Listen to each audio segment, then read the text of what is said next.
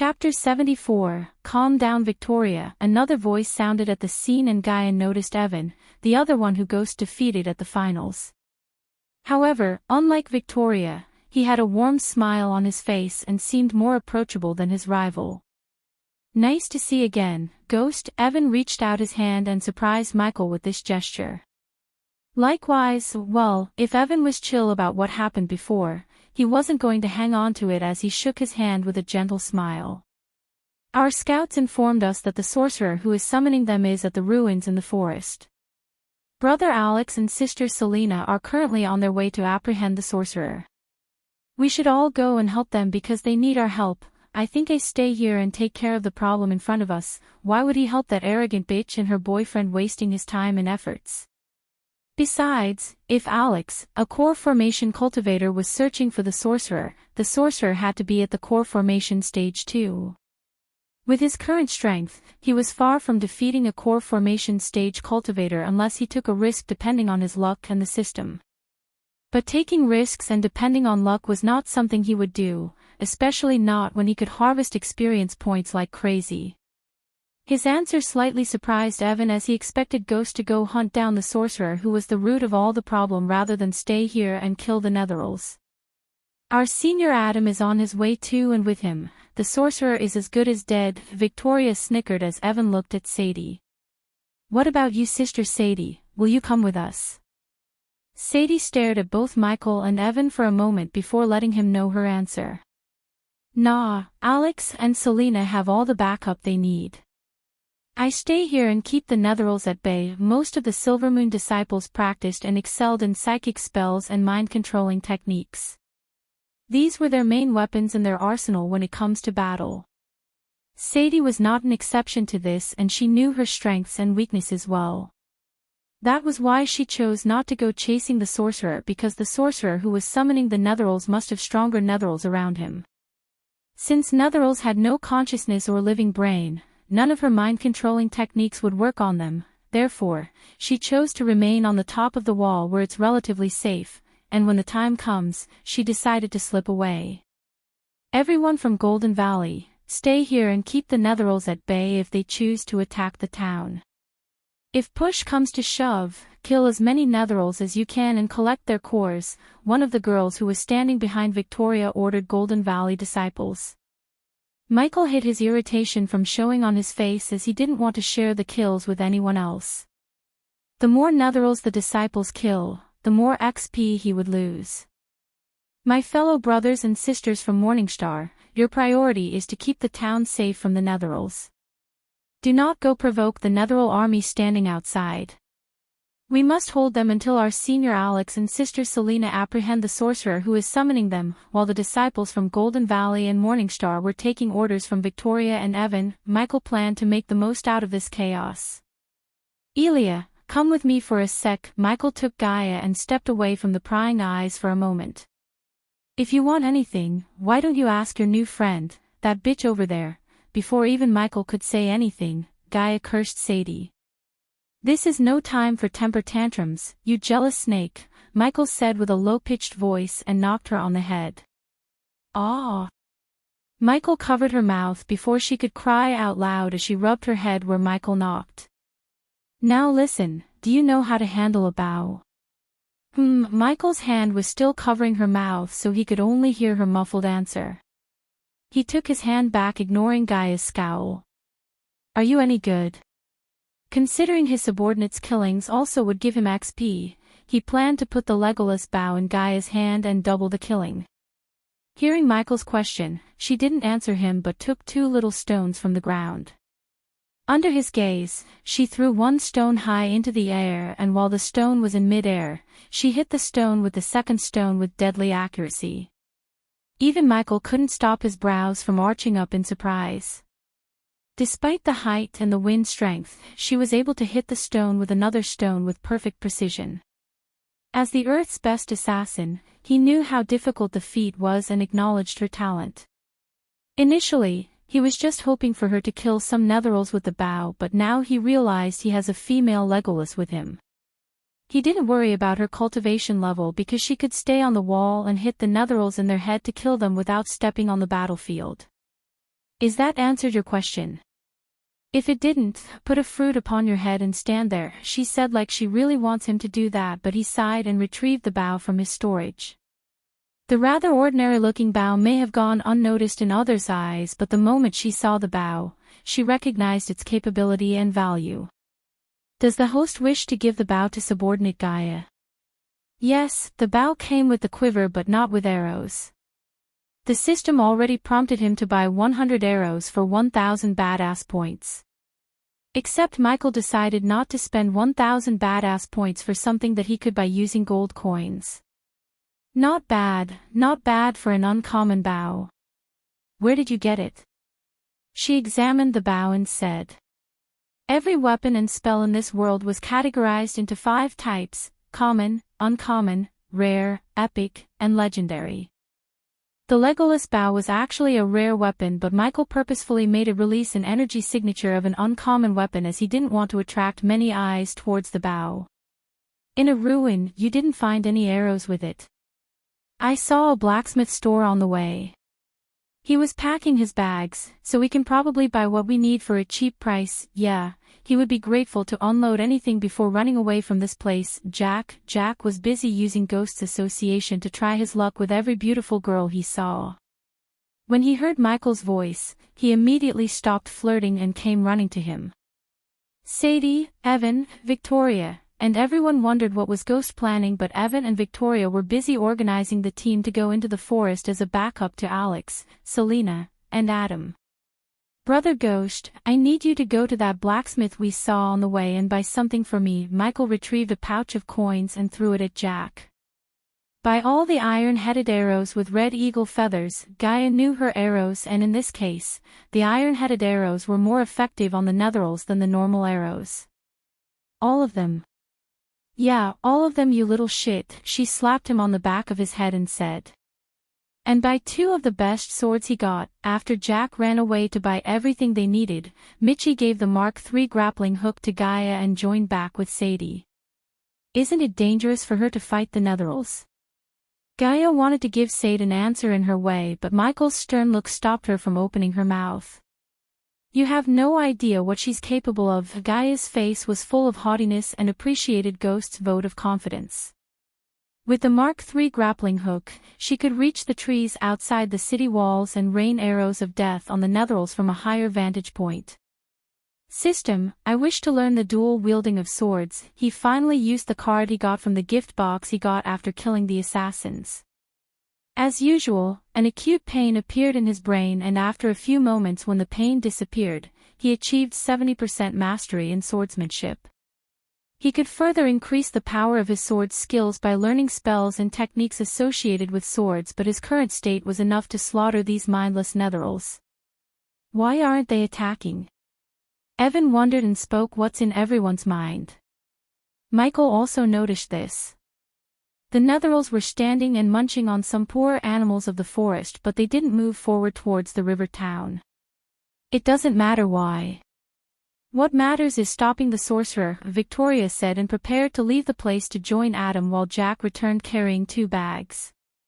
Brother Ghost, Sister Elia, Jack handed over 1 bag to Michael and the other to Gaia. Not the best, but it'll do. Gaia commented about the arrows and put them into her quiver as Michael opened his bag to see 2 ordinary-looking broadswords. They were nothing fancy but common swords made of steel. Since he liked the black color, he approved the black hilts of the swords. The sight of him swinging the swords raised Sadie's heartbeat and put a slight redness on her cheek. Evan preferred to use a spear and focused on mastering the spear, but Victoria was a swordswoman, so she was surprised and shocked at the same time. Is he a swordsman? Victoria thought, but her train of thought was interrupted by Sadie's shout. What are you doing? Michael was standing on the edge of the wall with a sword in each hand. Starting the party. As these words left his mouth, Sadie saw him throwing his swords up in the air and jumping down, startling everyone on the wall. Chapter 75. The fall was deep, but using the arch energy, he landed with the iconic Iron Man pose. When he stood up, the 2 swords he threw up in the air landed on his hands with the perfect timing. Ding! Congratulations to the host for successfully being a badass. The reward is 100 badass points, ding. Congratulations to the host for successfully being a badass. The reward is 200 badass points, ding. Congratulations to the host for successfully being a badass. The reward is 150 badass points. The beep sound of the system ran continuously in his mind and put a grin on his face. He realized what he just made impressed many disciples and couldn't wait to reap the benefits of this opportunity in front of him. He wanted to thank the sorcerer for summoning an army of netherals, as now he could not only earn XP but also precious badass points. With the responsive shield and healing potions in the storage, he started to walk towards the army of netherals fearlessly. What the hell is he doing? Sadie shouted, what does it look like? He's going to send those all-damned creatures back to hell where they belong. Even though his intention was obvious at this point, Gaia's answer still startled many. Humph, they are going to feast on him before he could even kill 5 or 6 netheral, Victoria sneered, and she couldn't wait to see the netherals tear him apart. If he had a brain, he would have brought backup, a real backup rather than a mortal with a bow. Jack felt a cold chill running through his spine because he knew how nasty Elia could be when someone pisses her off. When he saw her lowering the bow, he swallowed a mouthful of saliva looking at the disciples of Golden Valley behind Victoria. You dumb bitch. While you were planning to go as a backup and suck up your senior, he just made you all his backup. You just don't realize that Gaia didn't hold back her voice and yelled at her in front of all the disciples. You! Victoria's face turned red like a ripped tomato in anger, and what made her even furious was the mortal girl was right. If Michael's attack on the netherals made them rush towards the city walls, they had to protect the town with all their strength because they were righteous sects and couldn't let netherals cross the river town into the kingdom. What you? Are you going to bully a mortal girl like me? If you bitch dare touch a hair on my head, my friend there would beat the living shit out of you. He won't go easy on you because you're a bitch. Gaia had 3 reasons to speak so boldly without getting her ass kicked. 1. She really believed Ghost would come in time to save her from Victoria. 2nd, even if he didn't, she had a weapon that could fire an arrow before Victoria could cast a spell. Victoria was still at the body refining stage, and that meant her body was not completely strengthened yet. If Gaia were to fire an arrow through Victoria's heart or any vital organs in her body, she would still die, no matter whether Gaia was a mortal or not. The final reason for her boldness was Sadie. Gaia didn't like Sadie a bit, but she knew Sadie would cover for her to stay on Ghost's good side. How dare she talk to her sister like that? The audacity! Insolence! Look over there! While the Gaia shocked everyone on the wall, someone shouted as they turned their gaze towards Michael and the netherals. Sensing the upcoming threat, a few netherals started to move towards Michael. Ignitia! When they came into the range of Ignitia, Michael sent several bolts of lightning towards the netherals and killed them on the spot. Ding! Congrats to the host for killing a body refining stage, level 4 netheral. The reward is 7,000 experience points as well as 100 badass points. Ding! Congrats to the host for killing a body strengthening stage, level 6 netheral. The reward is 7,000 experience points, ding. Congrats to the host for killing a body strengthening stage, level 7 netheral. The reward is 7,000 experience points as well as 100 badass points. Ding. Congrats to the host for killing a body strengthening stage, level 8 netheral. The reward is 7,000 experience points as well as 200 badass points. Although he killed netherals at various cultivation levels, he got the same XP for every netheral. He wanted to enter the system and asked it about this, but the system answered him before he could open up the system interface. Netherals are mindless creatures that don't use any strategies or tactics. Therefore they can't be compared to living cultivators, hence, the host won't get the usual amount of experience points, but, be grateful host. You're at least getting some experience points and badass points. After getting upgraded, the system became more egotistic. He was not in the place or mood to debate an unwinnable argument with the system as he continued to slaughter the Netherals. Lightning dash, considering the disciples would soon join the fight and he wouldn't get as much XP as he thought, he decided to kill as many Netherals as he could and as fast as he could. Whoosh! Whoosh! Whoosh! Just as he was slashing the heads of the Netherals, a bunch of arrows brushed past him, piercing through the Netherals' heads. The arrows went straight through right between their eyes. He never used to have someone watching his back in the field, as even Pink never actually came into the field but remained somewhere else and provided him information through the earbud. He felt like he could get used to this unfamiliar feeling of having someone watching his back. The two of them wreaked havoc among the Netheral army and finally pissed off the entire army to rush towards the city walls. Golden Valley attack. Brothers and sisters, show them what you got. Following the battle cries of Victoria and Evan, all the disciples who had the guts to face the Netherals jumped out of the wall and rushed towards the approaching army of Netherals. Many may have on the battlefield, but everyone's eyes were fixed on only three: Evan, Victoria, and Ghost. It was a rare sight to see the superstars of the younger generation fighting together against a common enemy. Michael made sure most of their focus is on him by drawing their attention using bolts of lightning and his fancy dual-wielding sword skill. Where did he learn to fight like that? Without Michael's knowledge, he astounded and drew Victoria's attention towards him. She was studying under one of the best sword masters in the kingdom, but she still was not at the point of using two swords simultaneously. One needed absolute concentration and talent to reach Ghost's level, and Victoria became shocked at his level of mastery in swordsmanship. On the wall, Gaia was raining arrows on the Netherals with deadly precision, and every arrow fired from her bow put down a Netheral or two. Nyla and a few other disciples of Silvermoon stared at Gaia like they were going to eat her. Even Sadie felt fascinated by this mortal girl, but her eyes were glued to Michael. Every time he cleaved Netheral heads, her heart would pound against her chest, and experience tingling sensations in her body. If he wasn't fighting the stinking Netherals, she would have surrendered to her feelings and joined him for some action. More and more Netherals appeared from the forest to make everyone worse. However, only Michael felt excited to see more and more Netherals. In front of the huge number of Netherals like this, even Victoria and Evan struggled to keep them from getting injured by the Netherals. It was difficult, especially for Victoria, because her concentration was being messed up by Michael's cool sword skills. Jealousy and shock prevented her from fighting with her best. Victoria. Fighting on the other side, Evan noticed Victoria's struggle, but before he could do anything, one of the Netherals punched her on the chest. Cough. Although her armor absorbed most of the force and saved her organs inside, she still pushed away several steps backward and spurted out blood. One less annoying bitch in this world. Compared to Evan, Michael was closer to Victoria and saw everything that happened just now and had a chuckle over it. Get away from her. Just when the Netherals were about to take a chunk of Victoria, the huge white tiger appeared behind Evan.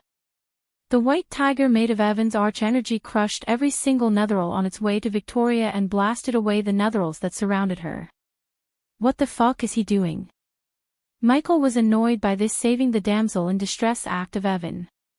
They were supposed to hate each other, but Michael realized the haters may have just turned into lovers. Love is the only thing that can turn an enemy into a friend. Michael gritted his teeth and recalled the saying back on Earth. He then settled his frustration on the Netherals in front of him by cutting them in halves. Fuck you, love. Chapter 76. I had it under control. Victoria's pride didn't allow her to say thank you to Evan for saving her from the Netheral attack. Instead, she yelled at Evan. Meanwhile, on Michael's side, many disciples fighting beside him had a face full of alarm and shock, looking at the detached heads spinning through the air as the bodies of the Netheral spasmed, spaying dark goo. At this moment he had easily killed a bunch of body-strengthening and body-refinish stage Netherals without taking a single scratch, allowing himself to feel more confident about his strength. Michael quickly collected the fist-sized red cores of the Netherals he killed before anyone could put their hands on them. Not that someone would stop him, he didn't touch the cores of the others. Having Michael around seemed like a blessing to many disciples because they didn't have to fight the stronger netherals but only the foundation stage netherals. He focused and targeted mostly on the body strengthening and body refining stage netherals. Fuck you, you and you.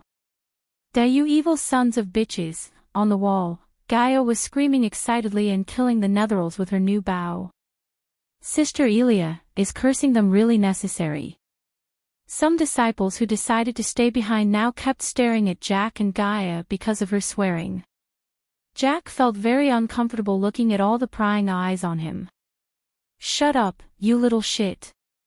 Only because she was busy with killing the netherals, she forgot to slap the back of his head as usual, but Jack's hand instinctively went to cover his head. Hey, you all want to see something cool? Sadie and the others focus on Michael, momentarily halted by Gaia's shout. All the eyes were now on Gaia as she knocked 3 arrows on the bowstring and turned her head away from the battlefield. Whoosh! Whoosh! Whoosh! She released the arrows without looking at the battlefield. Including Sadie, they all followed the trajectory of the 3 arrows she fired, and their eyes went wide in surprise when all the 3 arrows pierced the heads of 3 netherals accurately. That was so hot. Now I understand why Ghost keeps her around. That girl is really not normal. If Michael was here, he would have knocked her again on the head for showing off, but he was busy on a killing spree and had 0 clues about Gaia's display of archery. Sister Elia, where did you learn to shoot like that? After seeing all the shocked faces of the other disciples, Jack felt proud to stand beside her even though she yelled at him and thrashed him on a regular basis. I taught myself. Many refused to believe her answer and thought she was lying, but it was really the truth. Ever since Gaia was little, Zenali got most of the attention and love from everyone in the castle, so Gaia learned to depend on herself rather than on anyone else. Among many other reasons, lack of love and attention from her father and the death of her mother were the main issues that turned Gaia into a cold, overbearing person. Zenali's mother always views her daughter as the next queen and Gaia as the glorious gift that could be married off to some prince in exchange for an alliance between 2 kingdoms.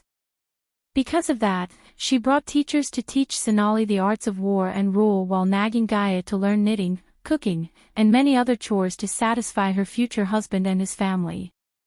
To avoid a fight with Zenali's mother and learn what she liked, she went on many adventures and honed her skills.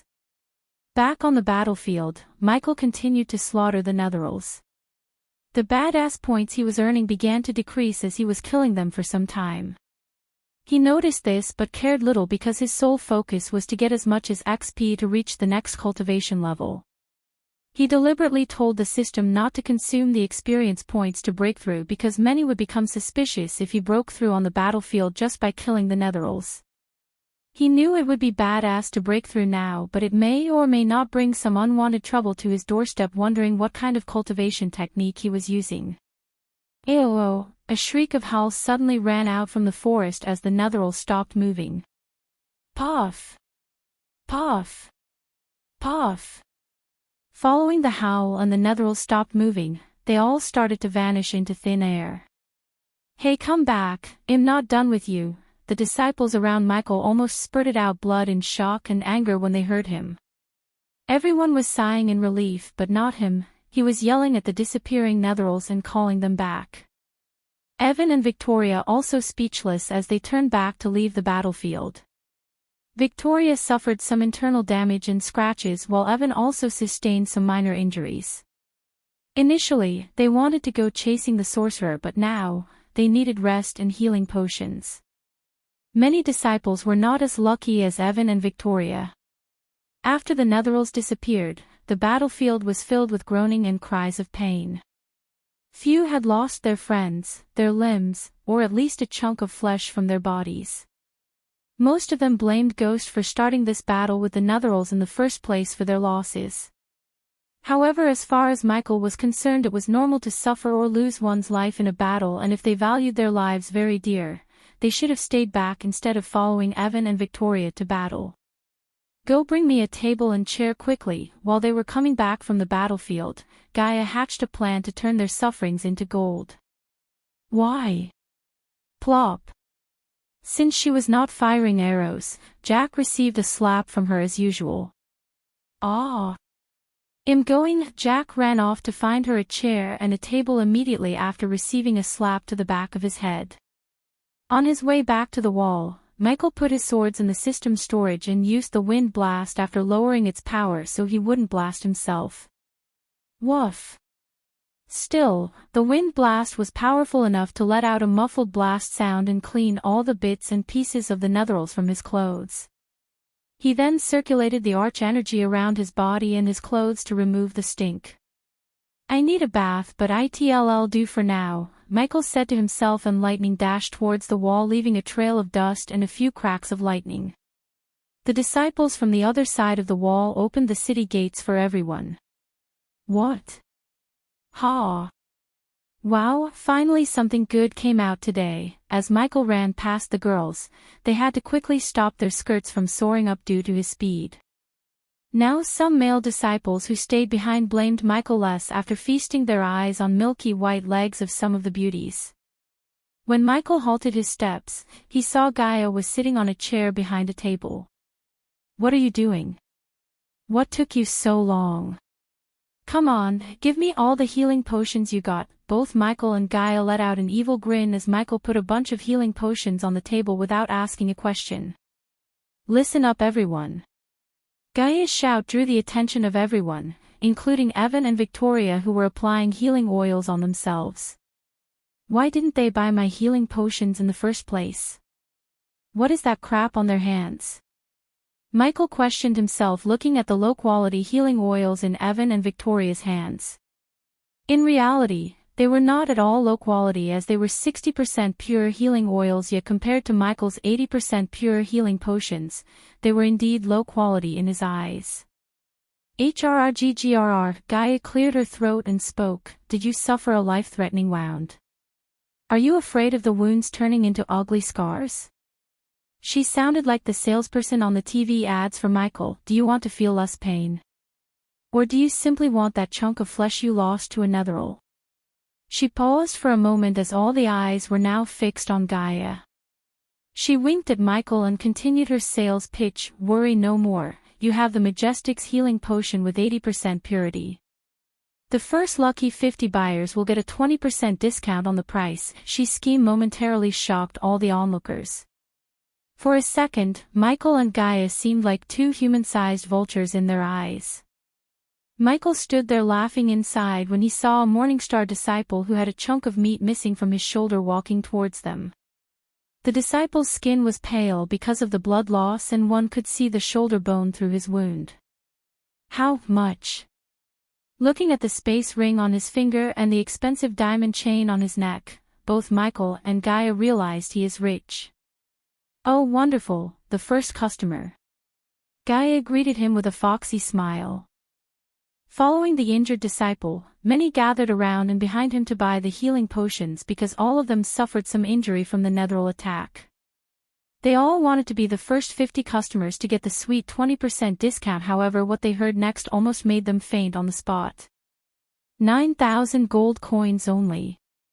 Chapter 77. What? 9,000? Aren't you selling at the same price as in your sect? Yeah, where is the 20% discount you told us? The scene became turbulent and many disciples were expressing their frustration without holding back. Michael also waited to see how she was going to explain herself rather curiously. Of course, the price for a healing potion is 7,200 gold coins, but what about the taxes such as road tax and transport tax? Back in our sect, we don't have to transport the products, sit under the scorching sun smelling the stink of netherals in the air. No one is forcing you to buy. Michael could tell everyone who is here to buy had suffered a major wound, and without a proper healing potion and treatment, they would have to face nasty consequences. Therefore, if they had some brains and coins, they would buy the potion while they still can. The 20% discount was just to rile up the crowd. Many who had only 9,000 gold coins or so and suffered some minor may have decided to keep the coins if she didn't give the 20% discount. However, now, they couldn't back off because of 1,800 gold coins, as that would make them look bad and hurt their image in front of all the girls. "TSK, TSK, TSK, you don't look good," Gaia said, looking at the pale body of the first disciple who came to buy the healing potion. "Fuck it, give me the potion," the disciple gritted his teeth and gave his pay cube to Gaia. With a wide grin on her face, she took the payment and handed over the potion to the disciple. She waited patiently for the disciple to drink the healing potion without rushing him, as it would get them free advertising. Just like Gaia planned, when the others saw the nasty wound on the disciple's shoulder closing up at a visible speed, they were stunned. The disciple's skin slowly started to show redness as his face revealed a relieved expression. 80% purity was not a joke, and at this moment, they all realized it. "Now step away for the next customer, give me one." "I need two." "Ouch. You're stepping on me, you blind bastard."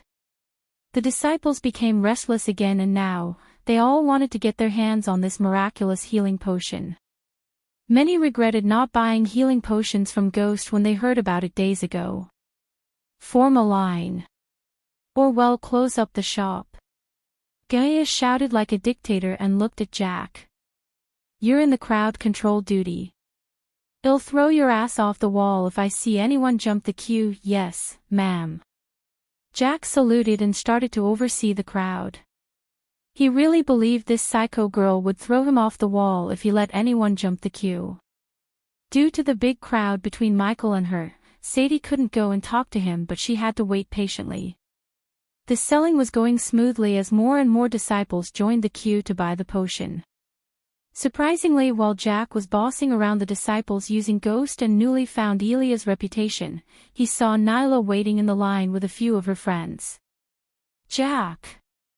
When the girls and Nyla saw Jack coming towards them, they all showed a seductive smile which made Jack feel like he was flying. As a disciple of a declined sect, he had never experienced something like this. Male or female, no disciples would talk to him due to the status of his sect, but now, a group of beauties were smiling and calling him. Jack was not Michael to resist their charm. He ran towards them like a puppy dog with sparkling eyes. "Miss Reed, why are you standing in the line? Are you injured?" "Oh Jack, call me Nyla." Jack's heart almost jumped out of his chest when he heard Nyla's seductive voice. "I'm not injured, but some of my friends from Golden Valley are, so can you please help us?" she said and whisked Jack's face with the tip of her finger. "Ow, God." Jack felt high as a kite while the male disciples from the other sects looked at him with eyes full of jealousy and envy. "We are the ones who risked our life fighting, yeah, we should get the chicks, lucky bastard." I ever thought I would say this, but now, I wish I was a disciple of the Sunrise sect. Jack was not in the mood to hear their comments as all his focus was on the beauties before him. What can I do for you, New York?" "New York." "Nyla." Jack stuttered before finally calling her by her first name. He was not at all used to all this. "Oh Jack, can you use your influence to get us some healing potions?" The smile on Jack's face froze. He knew if he goes to Elia asking for healing potions, she would kick his ass in front of all the people. However, this was too good an opportunity to pass. If he could get the potions for Nyla, he may have a chance with Nyla. "You can do that, right?" Nyla and the girls brushed his face with their fingers. Jack's face turned red as his heartbeat doubled by the girl's seduction. Yes, I can." He decided to take the risk. Even if Elia didn't give him some potions, he would beg Ghost to lend him some in secret. "I told you girls Jack will be able to help us." Nyla giggled and placed her pay cube on Jack's hand. "Buy us 3 healing potions, Jack." Jack mustered all his courage and made his way back to Gaia. Michael was busy showing off his alchemy skills by brewing healing potions on the spot while Gaia was sitting on her chair with her legs up on the table. She was relaxingly fiddling with pay cubs and selling the healing potions when she saw Jack walking towards her with puppy eyes. "Didn't I put you on crowd control?" "Sister Elia, please, help me." Jack swallowed air in nervousness and silently begged Gaia without allowing others to hear his plea. Looking at Jack's eyes welling up and the shivering, Gaia thought someone had beaten him up while he was on guard duty. Michael on the other hand didn't stick his nose between Gaia and Jack because he noticed everything and knew why Jack is here. What? Did someone attack you? Who the fuck dared to attack my minion? Sister Elia, please don't shout. Jack stopped her before she could make a big scene and spoil his image among the girls. Tell me who attacked you. I'll kick their ass before I kick your ass for getting your ass kicked, Michael chuckled while all the disciples who heard her became astounded by her talent of swearing. No one, Sister Elia, no one attacked me. Now can you please calm down? Huh? Then why are you here? She lowered her voice and asked. Can I explain quietly? He pleaded, and looking at his face, she sighed and nodded. He then whispered everything that happened with Nyla into Gaia's ear and begged her to give him 3 healing potions. Please, please, please, Sister Elia, help a brother out. I'll do anything for you if you do this. I'll even name my first child after you, even if it's a boy. All right, here, take it. After his plea and the offer to name his child after her, she decided to show some kindness to Jack. You better name you kids after me if you ever get married, that is, really. Oh, thank you, Sister Elia, you're my goddess. Jack's face brightened hearing Gaia, and if it wasn't for the crowd, he would have kissed her feet and showed his gratitude. Take these and go before I regret my choice. Gaia tossed Nyla's pay cube back after taking the gold coins for 3 healing potions. Hey, we are standing in the queue here. Some disciples expressed their objection at Gaia after they saw Jack taking 3 healing potions and leaving. Shut up, are you my minions? She asked the disciples. No, do you want to be? The disciples were bewildered by the question but shook their heads after a few seconds. No, then shut the fuck up before I make you. The sale went for another couple of minutes before Michael ran out of ingredients to brew more potions, but fortunately, he had enough to sell it to all the disciples in the wall. You did a good job by setting up a shop here. Michael reaped more badass points and became richer because of Gaia's quick thinking. He patted her on the back and decided to gift her the bow as he had no use for it unless he spent his badass points buying the book of archery. You can keep the bow as my gift to you. It's only fair since I'm the one who knows how to handle a bow. Despite her haughty answer, her loyalty towards him increased by 2% and that was good enough for him. Ghost. Suddenly Michael heard Sadie's gentle voice and turned to see her breathing heavily. Her face was red, scanning from top to bottom. She rushed towards him and halted her steps just a couple of inches away from him. He could feel her hot breath and her sweet scent. Is she your girlfriend? What? Girlfriend? No. Sadie's sudden question startled Gaia as she shouted. And, before even he could say no, Sadie wrapped her hands around his neck and closed his mouth with her mouth. Chapter 78. Sadie's kiss was not at all the same as those movie stars, but one steeped in a passion that ignites. In that moment of the kiss, their chemistry became an ever-bright flame and fanned the jealousy and envy of the others. Gaia and Jack were speechless as Michael leaned back after tasting the sweetness of Sadie's lips, but Sadie's hands were still wrapped around his neck. Take me, Ghost. Sadie didn't hide her feelings and the lust in her eyes at all. Michael was not a beta or shy person to blush and avoid a beauty like her, but he still had to verify some things before taking the kiss to the next level. Are you going to use your techniques on me? He had to ask this because it was not a secret that Silvermoon disciples used some secret techniques to harness someone's lust into archenergy. Michael didn't want to end up as a guinea pig just for a one-night pleasure. Only the techniques you want me to use. Sadie's voice sounded so seductive as it instantly charmed everyone who was hearing her. She again locked her lips with Michael's and resumed the kiss. No strings attached. He wiggled his head back from her clutch and asked, ignoring all the prying eyes on him. What the fuck are you two doing? Gaia couldn't hold back her annoyance. The two of them were acting so shamelessly and she had enough of that. No strings attached, just some old-fashioned lovemaking. The moment Sadie said this, he swept her off her feet from the ground. Sadie's both milky white legs were wrapped around his hip as she hanged onto him like a koala bear holding onto a tree branch. Sadie's moan from his hard kiss made the male disciples wish they were Michael. Get a room. Gaia screamed as Michael showed her thumbs up. The next moment, Sadie and Michael disappeared from the wall, leaving all the disciples in shock. Brother Ghost is awesome. Jack worshipped Michael and fixed him as his role model of picking up chicks. While he was trying his luck with Sadie's junior sister Nyla, his brother Ghost picked the senior, putting little to no effort.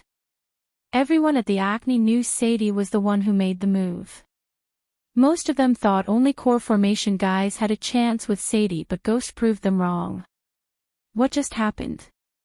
A body refining stage picked up a core formation stage beauty, not a cultivator but Sadie Kaplan, the Sadie Kaplan of Silvermoon. Right at this moment, Michael was getting continuous rings of notification from the system as his badass points started to increase. That shameless bastard and that slut. Jack saw Gaia gritting her teeth, but he didn't want to become a punching bag, so he chose not to speak a word. Come, we are not waiting for that bastard. She kicked the table away and marched out from the wall furiously. Unlike Gaia, who was furious at Ghost's actions, Jack walked with his head held high and chest puffed out like he was the one who ended up with Sadie. The very next morning, in a house that was abandoned due to the Netheril attack in Rivertown, Michael opened his eyes and saw the curtains add an orange glow to the morning light, a perfect sunrise. It reminded him of the times he slept in a beach hut, watching the ocean emerge under the golden shimmer. For a moment his mind conjured the rhythmic waves, soft on the sandy shore, and felt his heartbeat at the same slow pace. He breathed in deeply and turned aside. He was welcomed by Sadie's sleepy face as he brushed the strands of hair off her face. He reached his hand out to the fabric, noticing how close the light pours through every open space between fibers. The material was warm beneath his fingers, and when the sun flooded the room, painting the colors anew, he felt a little of those golden rays soak into his naked body. Good morning. Sadie's body felt weak and tired, but her voice sounded quite vigorous. Both of them had the best night of their lives. Good morning, Sadie. Michael put his clothes on and raised the curtain open to let the sun rays bask Sadie's half-naked body exposed out of the bedsheet. Did you have a good time? Did you? Michael asked her back. Very. It was the truth, as Sadie didn't think someone else could satisfy her as he did. So what now? Are you going back to your sect? Yeah, I have many things to take care of. What about you? He leaned on the wall and asked her. The same. I need to tell my teacher that the people she asked me to find is dead. Who killed them? It was a genuine question with curiosity because he had no idea that she was talking about his own handiwork. Apparently the devil. Do you believe in the devil? We all have devil and God inside us, Sadie. It's us who decides which to let out. He had realized that she was talking about his killings and gave her an indirect answer. Someone decided to let the devil out, Sadie said. So are you going to chase this devil?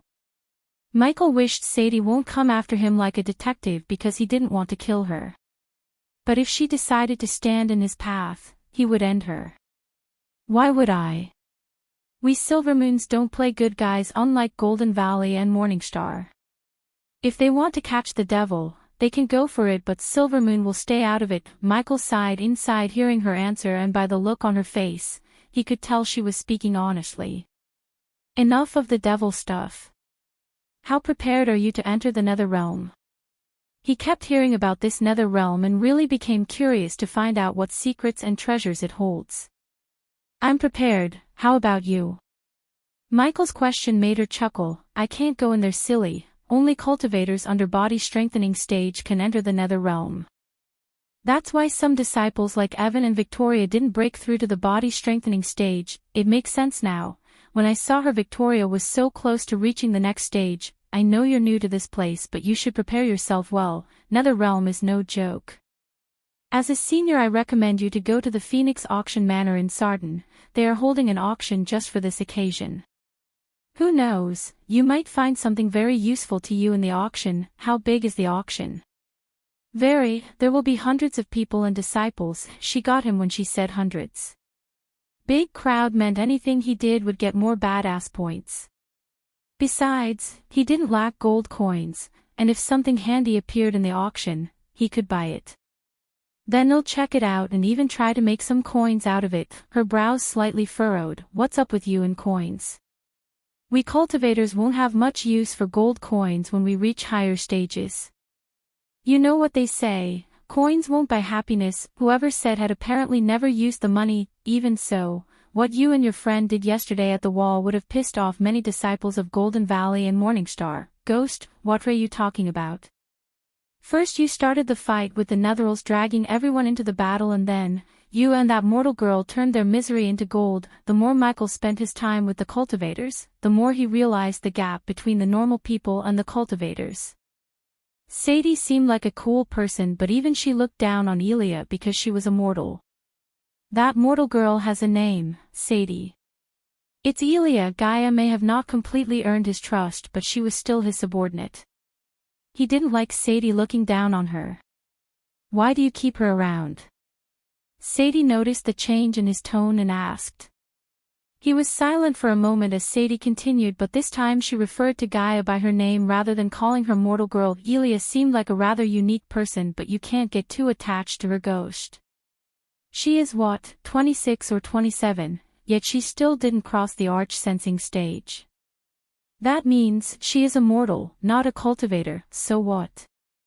Sadie had no idea Gaia was a prodigy and the princess of Nagaland. Even if she wasn't a prodigy and princess, if Gaia swore her loyalty to him, he would treat her as his friend. So she would become old and die in a couple of decades, considering she didn't get any mortal illnesses.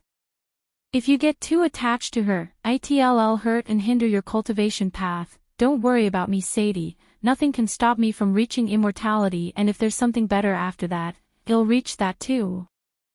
Chapter 79. Miss Elia. Back at Michael's house, Raylene was trying to wake up Gaia.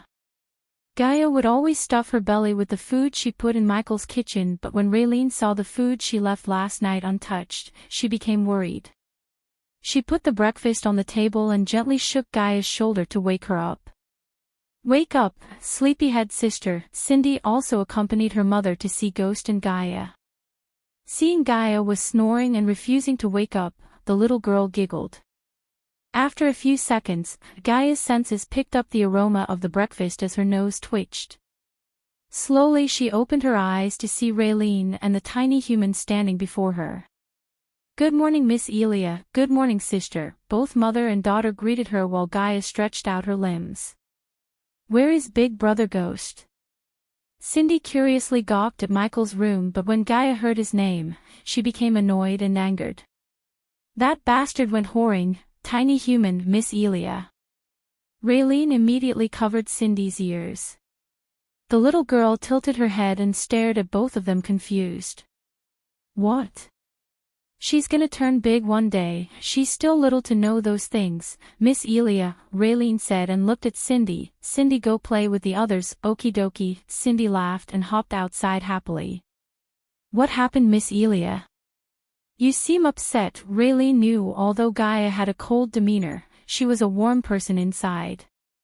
It was not like her to scold Michael in front of Cindy and go to sleep without licking the bowls clean. Am I jealous? Why am I feeling like this? Ever since she saw Michael and Sadie kissing on the wall, she lost her appetite and was feeling frustrated for some reason. That bastard can bang whoever he wants, I don't care. She consoled herself and decided to direct her focus on the delicious breakfast before her. Raylene was a teenager and a girl like her before, and she could somehow tell what's going on inside her mind. However, she remained silent because deep down Raylene knew a mortal girl like Elia had no chance with a prodigy like Ghost. She didn't want to fan the feelings inside Elia's heart with her words and gave her any wrong ideas. She was not eating her with her usual speed, but still, she kept stuffing her mouth. I'll leave you to it. Raylene gave her some space and left the house, leaving Gaia with her food. See you later. Michael waved off Sadie and stepped out of the house he occupied for the night. Compared to the first time he came here, now Rivertown seemed less crowded because of the Netheral attack. But he could see many people coming back to the town while he was taking a stroll through the streets. Master Ghost, greetings young Master Ghost. The people on the streets quickly smiled and greeted him. He smiled back and gave a small nod towards them and continued his morning walk. Before he started the attack on Netheril, some of the Netherils attacked a few buildings and left them in ruins. One of the destroyed buildings was the tavern he stayed in before. As a citizen of Earth, he knew Rivertown is now in for taking and every destroyed building of the town is free real estate. Particularly he had his eyes on the tavern building. For some time he was planning to open up a restaurant chain and make Raylene his head chef. The grocery items needed to run the restaurant were not expensive in the system store, and after the upgrade, he had seed packs for a cheaper price. Buying the seed pack and farming the vegetables needed for the restaurant was more plausible than him supplying the vegetables every single day. Even if he bought the vegetables in bulk, they wouldn't be fresh after a few days, and freshness was very crucial to run a successful restaurant. The meat was a whole other matter. The meat he was giving Raylene to cook had arch energy infused in the molecular level by the system. However, if he bought the meat from outside, the taste would not be as good as the meat from the system. If he wanted to control his world from the shadows, he needed money, and businesses like these are a great way to get a stable revenue. Ever since he came to this world with the system, he never forgot to ask himself the question, what if the system went offline?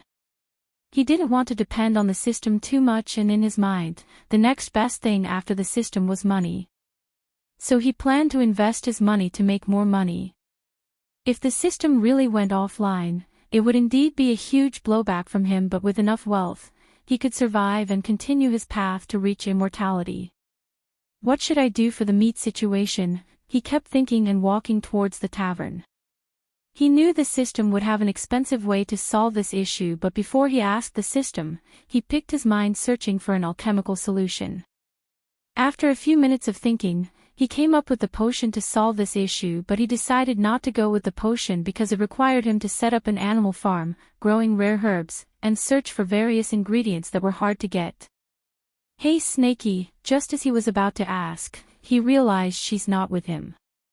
I do miss that haughty snake, it seems. Michael chuckled and continued his walk. He desired to ask Gaia if there's a way to keep the meat fresh for some time. Considering this world had arch energy and many other things that wouldn't have existed back on Earth, he wanted to find a replacement for the refrigerator. Moments like these made Michael get mad at Obras because Obras had very limited knowledge in stuff like this. He was a very naive youngster who lived a simple, peaceful life until the princess betrayed him.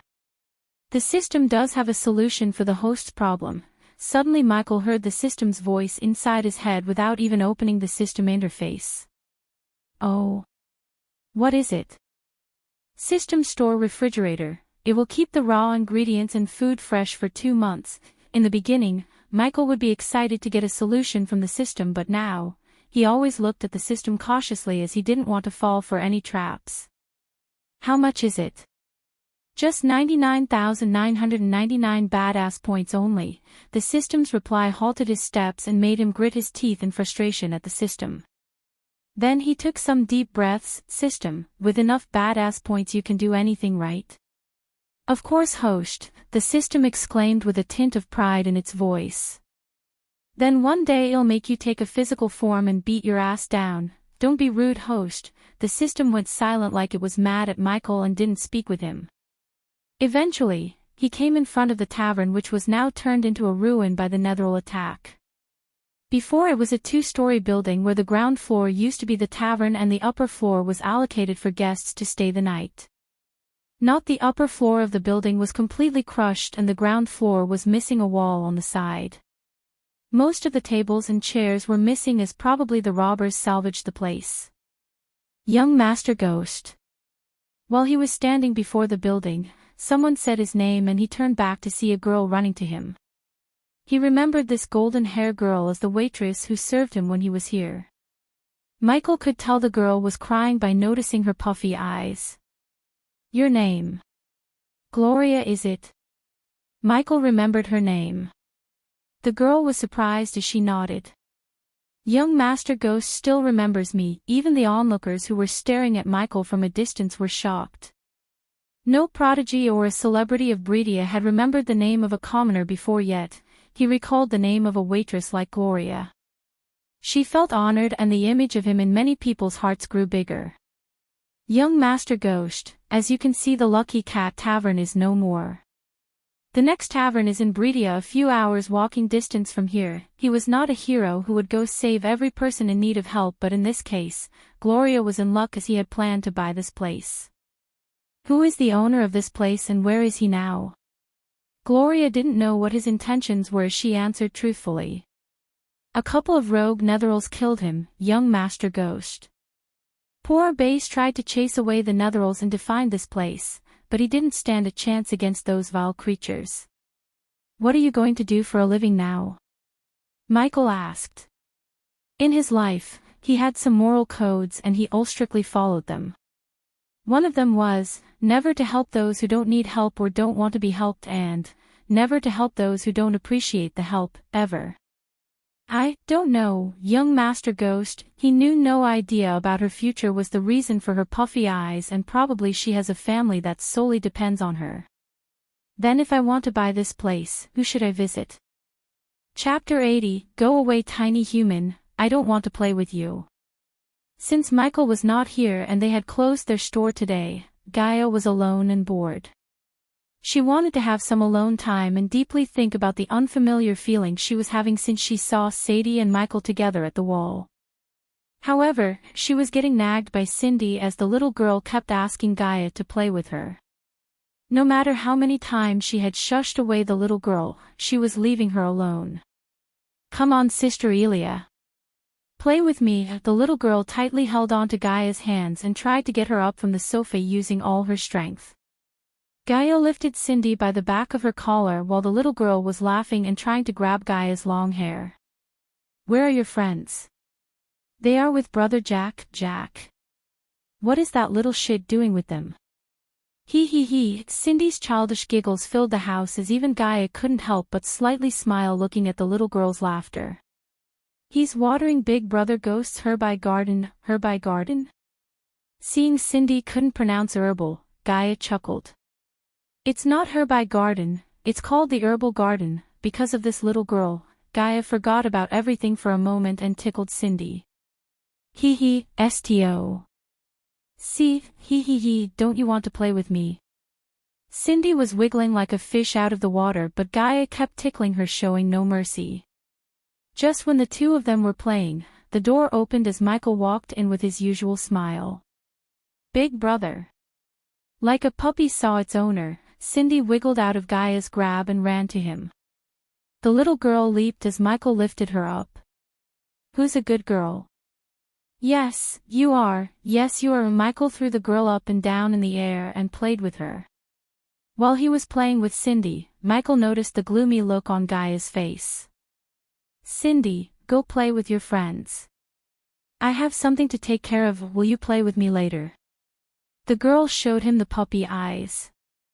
Yes, I will play with you later. Now run alone. Cindy bounced in joy and left the house with a brightened face. After seeing the girl's figure disappear from his sight, he turned to look at the Gaia who was sitting straight on the sofa while avoiding direct eye contact with him. He walked to her and sat beside her to see her squirming away from him. He again moved to sit beside her as she also again moved away from him. Looking at her silly behavior, he grabbed her by her hand as she turned around angrily. So, are you going to tell me why you are in such a bad mood? I'm not in a bad mood. She was a pretty good liar, but now, she lied like an amateur. I know what this is about. You're mad because of what happened between me and Sadie on the wall. He was not a naive guy, and in fact, he already knew Gaia was jealous and she only didn't realize it yet. Why would I be mad? You can screw whoever you want, I simply don't care, but you do, and that's why you're acting like this. Why don't you just woman up and say what's on your mind, like a princess of Nagaland? By speaking these words, Michael touched her nerve as she furiously took a few breaths and decided to give him a piece of her mind. Yes, I'm mad at you. You left me and Jack alone on the wall with that slut. Did you think about how we travel back to the sect carrying all the gold coins? What if I get robbed on the way? If you were my friend, you would have thought about my safety. Michael was slightly surprised by her words. Then when he noticed the 52% loyalty, he realized she has now started to consider him as a friend. It's time to increase her loyalty, Michael told himself. Did you really think I would let anything happen to you? If I didn't care about your safety, I would have handed you over to your sister. You think so less of me. I'm really hurt. Gaia was taken aback by surprise and shock. She didn't think her words would impact him in such a way as she saw him really get sad. The more she looked at his sad face, the less mad she felt at him. Human, she tried to console him, but he stood up and went straight into his room. Did I really hurt him? Staring blankly at the closed door, she asked herself. Her anger now faded away after seeing the way he reacted. She had never seen him like this and it really bothered her. System, how did I do? Not bad, host, but you should consider buying the book of acting from the system store. Back inside his room, Michael's sad face was instantly replaced by a proud grin. He turned the table and increased Gaia's loyalty by 2%. System, in the future only recommend me things that I can actually buy. Noted. For a couple of hours, Michael stayed inside and made several batches of pills of potions to restock the Majestic and keep the business going while he's attending the auction that Sadie told him about. Now I should make one more pill. He picked out a few ingredients and started to concoct the pill. A few minutes after the concoction, a blood-red pill floated above his hand and radiated a pungent smell. No pain, no gain, he mumbled and put the pill back in the system storage. Human, he heard Gaia's voice coming from the other side of the door. Heartless girl, she took this long to make a move. He quickly put his sad face on and said, what are you still doing here? Didn't you say we aren't friends anymore? He intentionally spoke these words to make her panic. I never said that. Just like he planned, she slammed open the door and hastened into the room. You fucking liar, when did I speak those words? She really panicked, thinking he wouldn't care for her anymore and stop making the pills to cure her. Earlier when he sat beside her, she kept moving away from him, but now, she sat very close to him on his bed. His reaction and words totally agitated her. I lied to you before when I said I don't care about what happened between you and that bitch. Human, I know, but I don't understand why you are pissed off about that.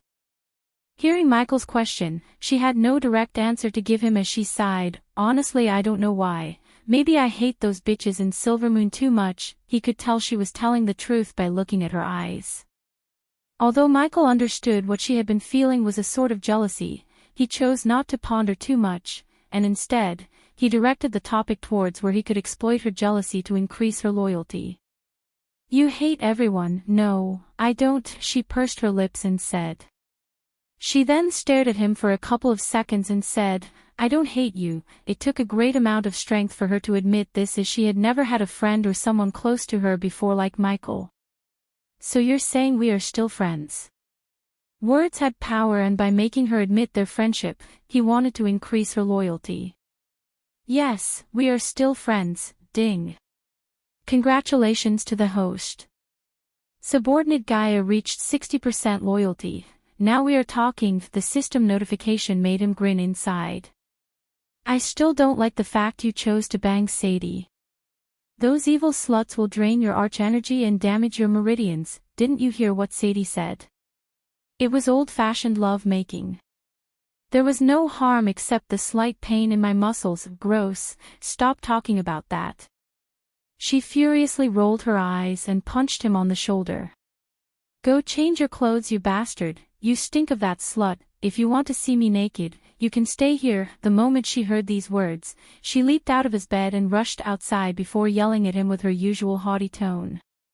Who wants to see you naked except that Sadie bitch? Alright, this chapter took longer than I expected to write because of all the dialogues and stuff.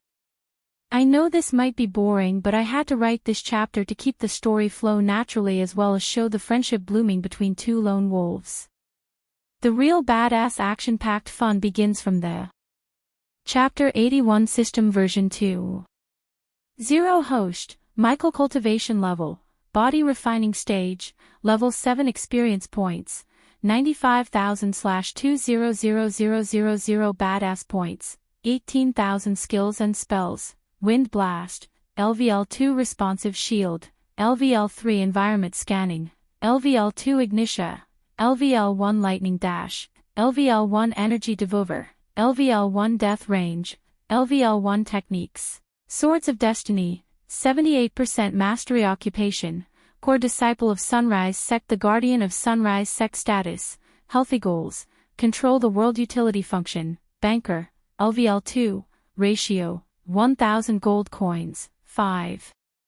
Badass Points, Wealth, 700,000 Gold Special Trait, 5-star Alchemist Subordinates, Gaia, Loyalty Level 60%, Base of Operation, Sunrise Sect System, Consume the experience points I got from the Netherals. He rubbed his hands together and entered the system.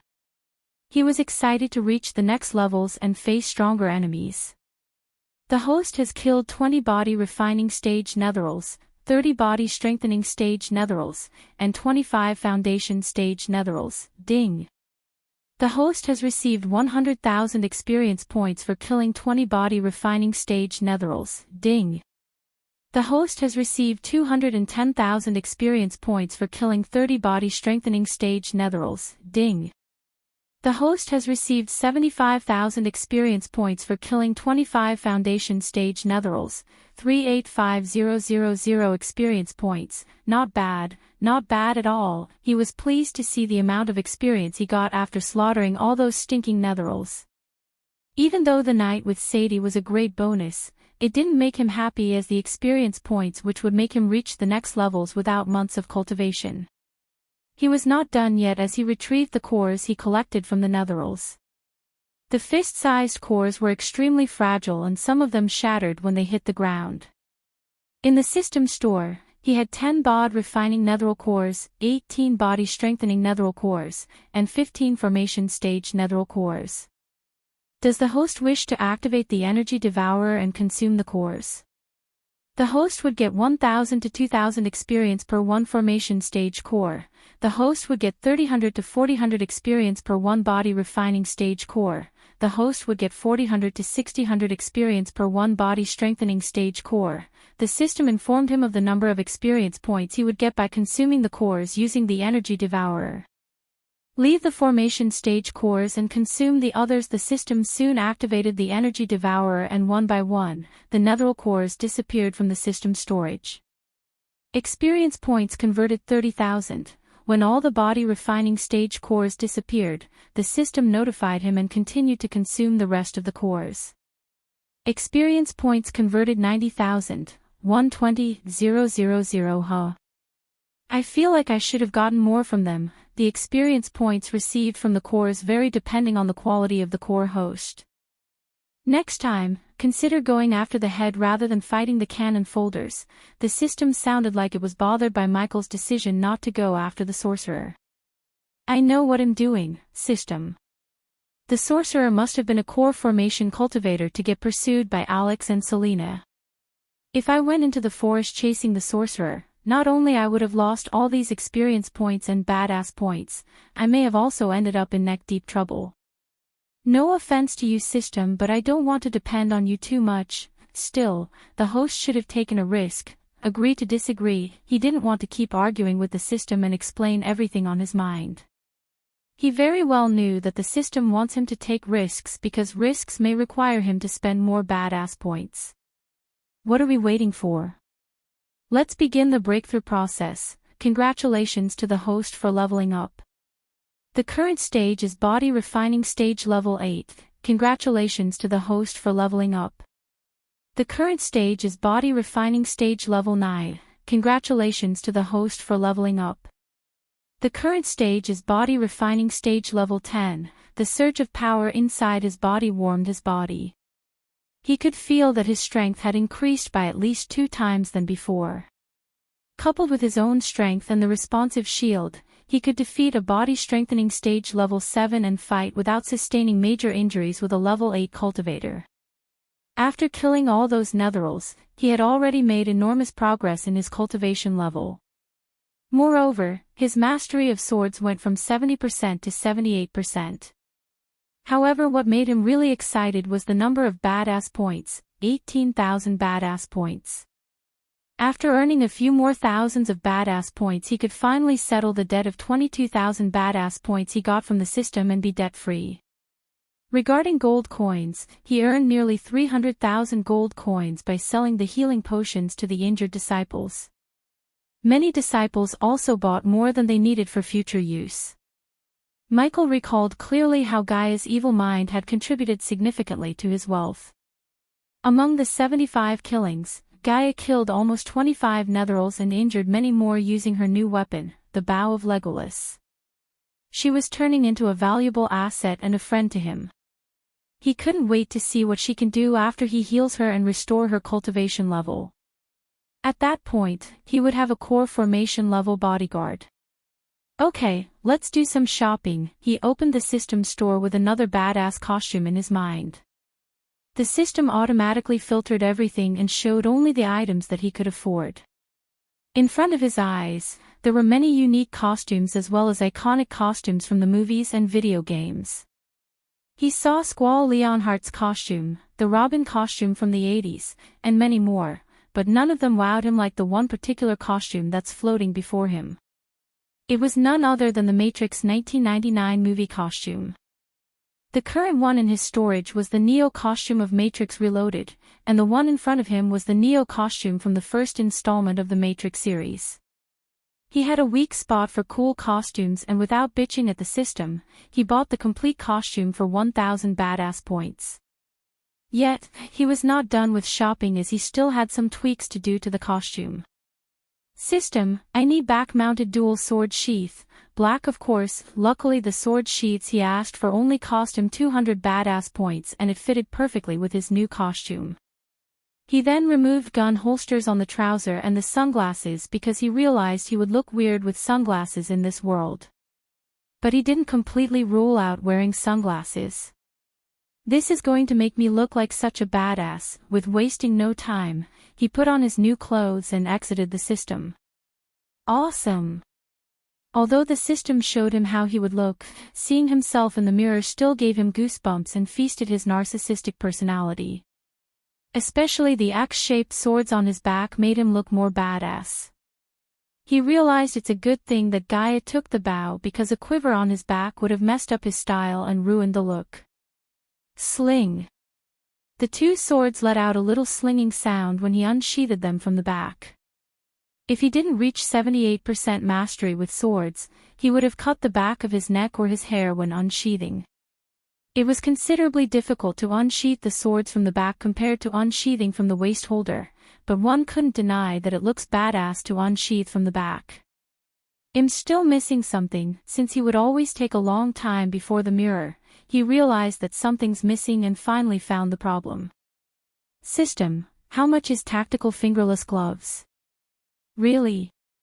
300 badass points. For a moment, even the system lost its cool seeing him take this long to get ready. He would always get yelled at by Gaia for taking a long time before the mirror, and now he even made the system mad. However, the system quickly returned to its usual self and stated the price before he changed his mind about buying the gloves. The system presented him with the black tactical fingerless gloves as he put them on to finish his look. Now I'm ready to attend this auction. Since he already sent Daniel to assist Gloria in rebuilding the Lucky Cat Tavern, he left Ricky in charge of the Majestic while he and Gaia are away. If someone tried to mess with his business, then it was a job for Lucifer to take care of. I'm receiving some cool suggestions from you readers in my Discord. I hope you'll make time to join the server and share your thoughts about the novel. Also, if you want to see how the characters in the book look like, the link is in the synopsis. I'm grateful for the power stones and the gifts you've been giving me, my wonderful readers. Chapter 82, Took You Long Inu, what the fuck? How, shit you freak. When he opened the door, Gaia came rolling her eyes and started to yell, but her face froze in shock. Her words stuttered as she looked at him horrified. It took her a few seconds to come out of her shock and opened her mouth. War God body is so overpowered. She came closer and circled him while feeling his new clothes with her hands. Ding! Congratulations to the host for successfully being a badass. The reward is 500 badass points. She was impressed by his new clothes, hence, he was awarded 500 badass points. Then after circling him for a few more seconds, she came before him and put her hands on the waist, and asked, "Does it kill you to wear something not black?" "You'll stop wearing black when someone creates a darker color," he said and made his way towards the door as she followed him behind. "Where are you going?" "We are going to Sarton, to participate in the Phoenix auction now." "I still haven't eaten my lunch yet," Michael sighed hearing her protest. She was becoming more and more addicted to Raylene's cooking, and this time, he was really afraid she would get fat or worse, a heart attack. Besides, what's the rush? The auction main starts on the day after tomorrow. Even if we leave from here tomorrow morning, we'll reach Sarton by evening. I heard merchants from all over the kingdom will set up their shops before the main auction begins. I want to check them out, at least let me pack some snacks for the journey. She didn't even wait for his answer as she began to run towards Raylene's house. She was clearly afraid that he wouldn't let her have her snacks. "You're gonna get fat soon," he shouted at her. "Fuck you." Because she had no arch energy to amplify her voice, she used her full body strength to yell at him while running. Michael couldn't help but chuckle and he made his way towards Claire's place to inform her about his departure. Plus, he wanted to tell her to look after the Majestic's business while he's away as Ricky was still pretty weak. Right at this moment, a Pegasus was soaring through the clouds carrying 2 persons on its back. "Hey, don't eat all of them, leave me some, you greedy bastard." Michael was sitting behind her and let her fly the Pegasus. Both of her hands on the rein and it made it easy to steal her snacks.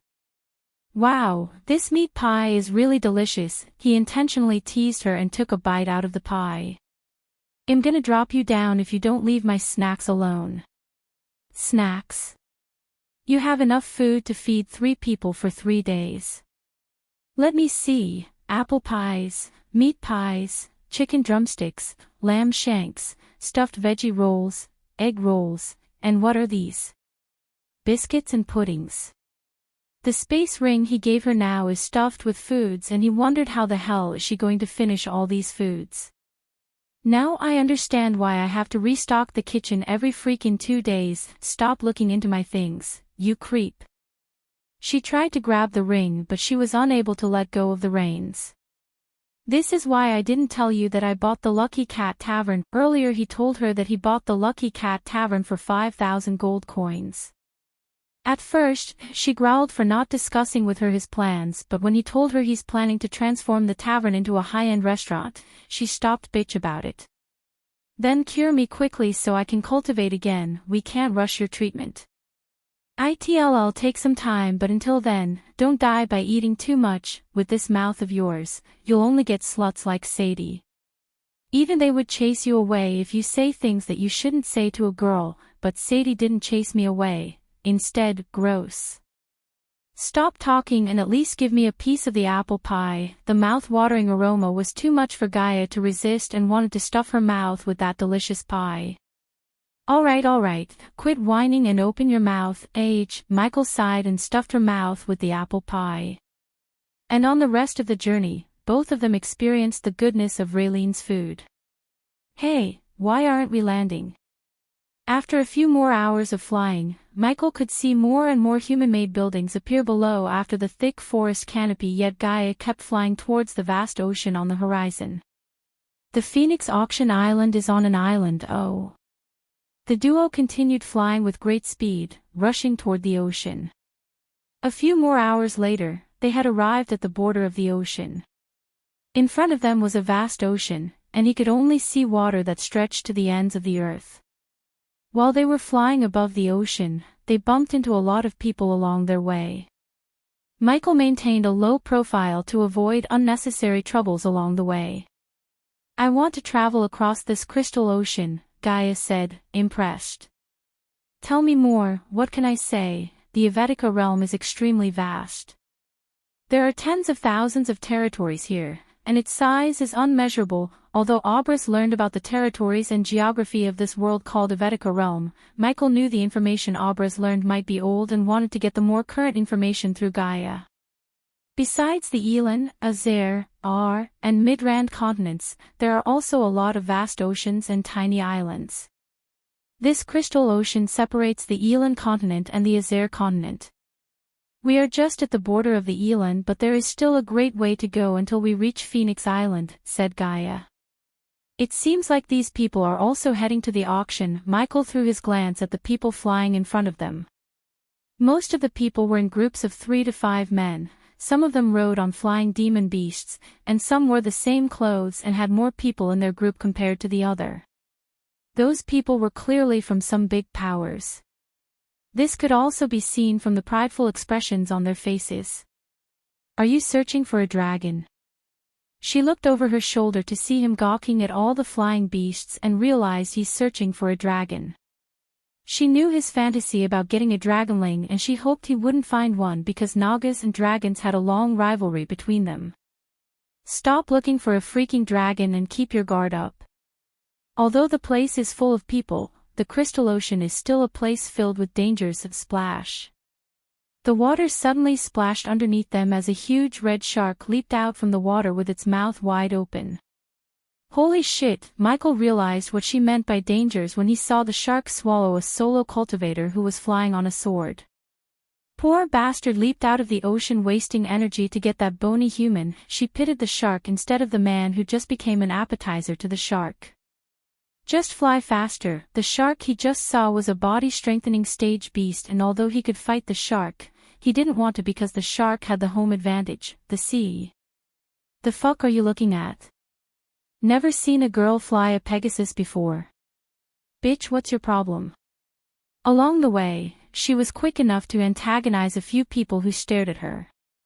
Because of her low cultivation level, they threw a scornful look and she immediately replied to them in her style until Michael twitched her ear. "Ah! Keep your mouth shut, you damn snake." Michael felt really helpless. Fortunately, the few youngsters she cursed were weaker than him.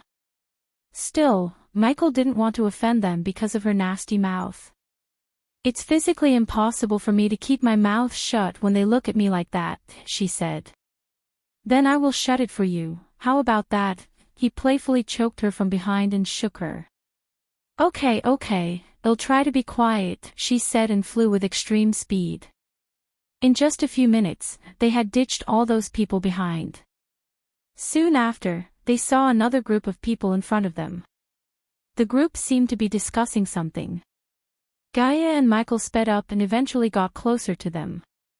It's Lord Julius who owns Phoenix Auction House as well as this entire Phoenix Island. I heard he is extremely rich and has many beautiful girls in his harem, someone said. Yeah, no shit. With just the trade fair between the two continents, he's able to earn an enormous amount of wealth and resources.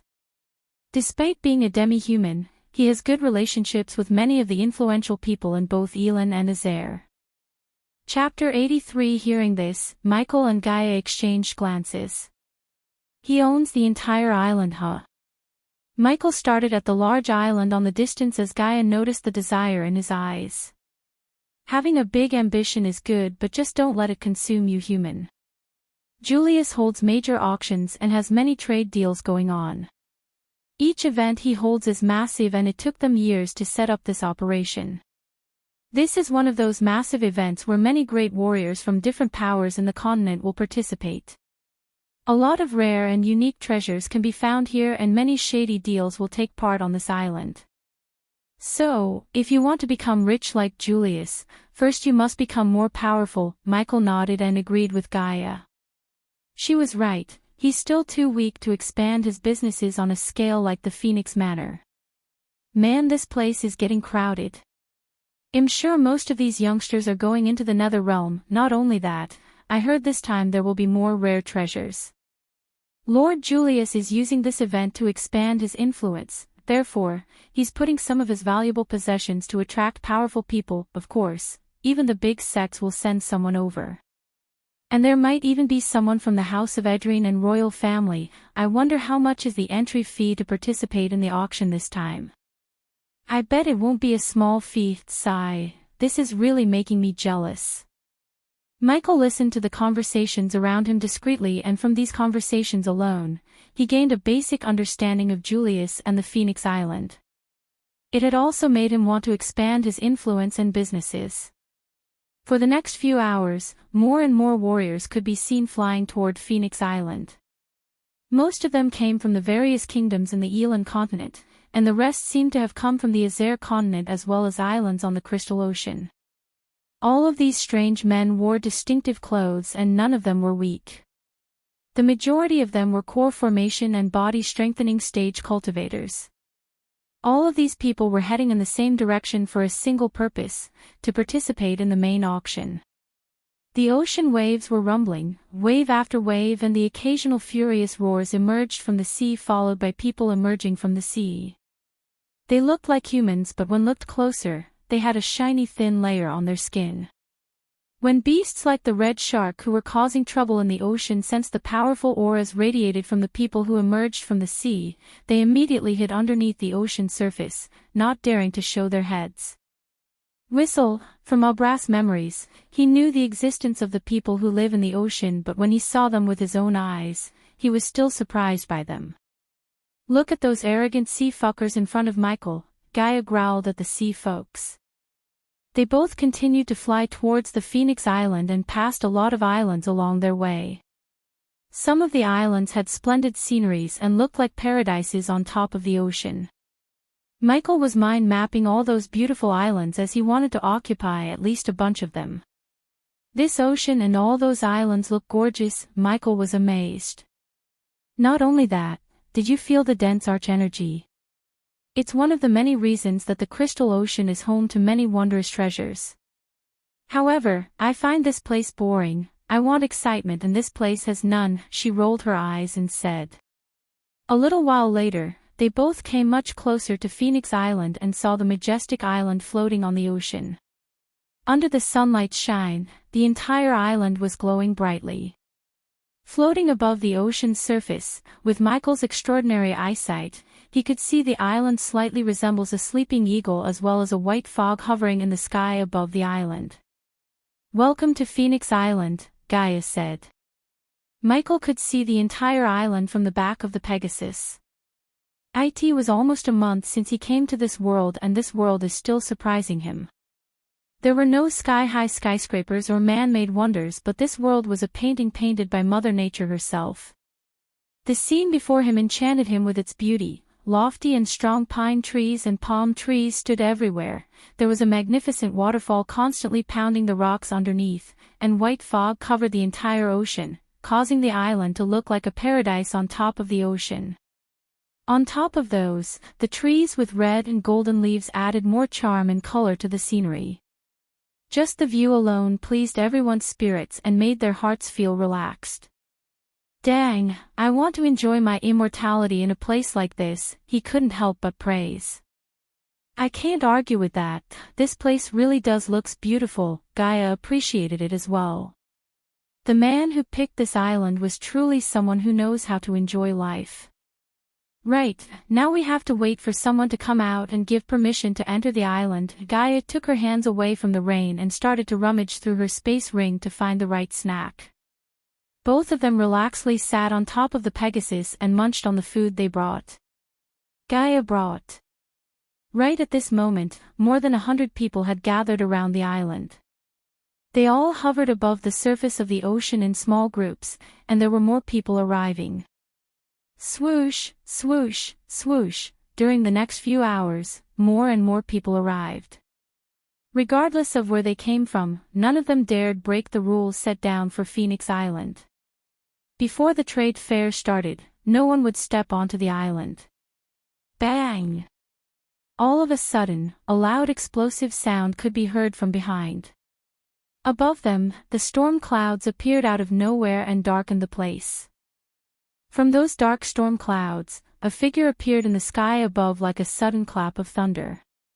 They could see that it was actually a quite majestic figure. This man looked to be in his late 30s and seemed he was at least 7 feet tall. He adorned in dark brown robes with thick fur around his shoulders and neck while his long brown hair fluttered in the wind. Core-strengthening warrior, Michael mumbled as this was the first time he had seen a core-strengthening warrior. Without even fighting him, Michael could tell this man could easily kill him. Victor Hagen. I never expected to see him here. Gaia recognized the person, and before Michael could ask more about him, the people around him began to chatter. Even Victor is here. Is it true that he's a lonely cultivator? Yeah, but no one dares to mess with him. Even the big sects and the noble families in Elan treat him with caution and respect. This time, the nether auction is turning out to be something big. I have a feeling that Victor isn't the only core-strengthening warrior we'll see here. Those big sects will definitely send their core-strengthening warriors here as well. Unlike before, Michael had to listen more closely as they were whispering to each other.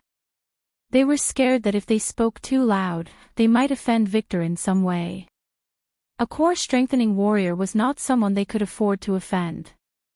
This was power, this was fear. The dark storm clouds disappeared after a few moments as Victor moved towards the island.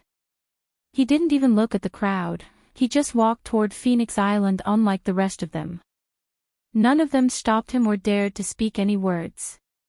When Michael looked at Gaia, even she remained quiet and stopped chewing the food inside her mouth. Welcome to Phoenix Island, Lord Victor, a crystal-clear voice suddenly sounded out from Phoenix Island. In the next moment, everyone saw a bright beam shoot out from the island. To everyone's surprise, it was a young girl. Of course, she looked amazingly beautiful, and her 2 big eyes were brimming with energy. She wore a sparkling red gown and top. What surprised Michael was not her beauty but her cultivation level. She was a core formation level 7 cultivator. Where is your lord? Victor's voice was imposing. The girl bowed towards him and smiled, but Victor already moved past her before she could answer him. Too bad we're not eligible for such preferential treatment like Victor. Someone really envied Victor and the preferential treatment he received. He was personally received by someone who's close to Julius and entered the island paying nothing. Wait till you break through to the core strengthening stage and I'm sure you'll get the same VIP treatment then. Chapter 84 Swoosh. All of a sudden, a loud cry was heard from a distance. When everyone glanced at the source of this cry, they immediately saw a huge gray ape with a powerful aura flying toward them. It carried several men on its back and a couple of them were old men, the remaining were young men. The old men were at the core formation stage while the youngsters were at the body strengthening stage. The leader of this group seemed to be in his 50s, and his aura was the strongest amongst the group. Michael could tell the man was just a few more months cultivation away from reaching the core strengthening stage level 2. Although he couldn't be compared to Victor who was at the core strengthening stage level 5, he was still a mighty existence. All of them wore the same bluish robes and their eyes were filled with anger. They didn't seem too friendly but it was as if they could kill anyone at any time. Hey, who are these guys? Michael nudged Gaia and asked. They are from the Spring Garden sect. It was not as big and powerful as the 3 big sects but they weren't that weak either, she said, but Michael could see the slight frown on her face. Why did they send their elder to the auction instead of one of the teachers? They looked pissed off, she nodded hearing Michael and continued, their leading man is Porter Findlay and you're right, they do seem pissed off, I wonder why. Just like the both of them, many had the same question running in their mind but fortunately, a few of them had the answer. You don't know what happened? I heard some of their inner disciples were killed by someone in White Jungle during some mini-event organized by the Guardian Guild. All of them were body strengthening stage level 2 cultivators. And one of the disciples was Milan Finley, Porter Finley's grandson. Holy shit, the Guardian Guild. And who the hell dared to kill a Finley? Whoever killed him is simply courting death. No wonder why Porter looks so mad, it's all because his grandson was killed by someone. People were discussing the events everywhere. He, finally some entertainment. Gaia giggled and watched the scene munching on those snacks like she was watching a film. The men from the Spring Garden sect walked off from the ape. The gray ape furrowed its brows as if it had just smelled something familiar. The ape gawked around the area and stared at every single one of them, including Michael. After looking around for some time, the ape stopped looking. It couldn't find anything as there were too many people around. "You guys just wait here until the main auction starts," Porter Finley told the disciples from the Spring Garden sect, then he simply floated toward the Phoenix Island. This was the preferential treatment given to a core strengthening stage warrior. Not only could they enter the Phoenix Island whenever they wanted, but they would also be welcome to stay as long as they wish. "What's up, y'all bitches? Your daddy Paul Berry has come to bless y'all with my presence." Following a sudden roar of laughter, a bald old man with a couple of beauties around him came from far away and landed next to Porter. "Yo Porter, I heard your grandson is visiting the heavens, congratulations." What old Paul said nearly caused the crowd to spit out their saliva. Porter's grandson just died, but this old man not only laughed at him but also congratulated Porter. "Get lost." Porter stared back at Paul like he was going to rip Paul's throat out. Still, Paul laughed out to his heart's content. After that, he just went straight to Phoenix Island. Clearly, he wasn't afraid of Porter or didn't care about his feelings. "This old fucker hasn't changed a bit," Gaius said with a little chuckle. "You know him?" "Yeah, we crossed paths a couple of times. He's actually a rogue cultivator, just like Victor.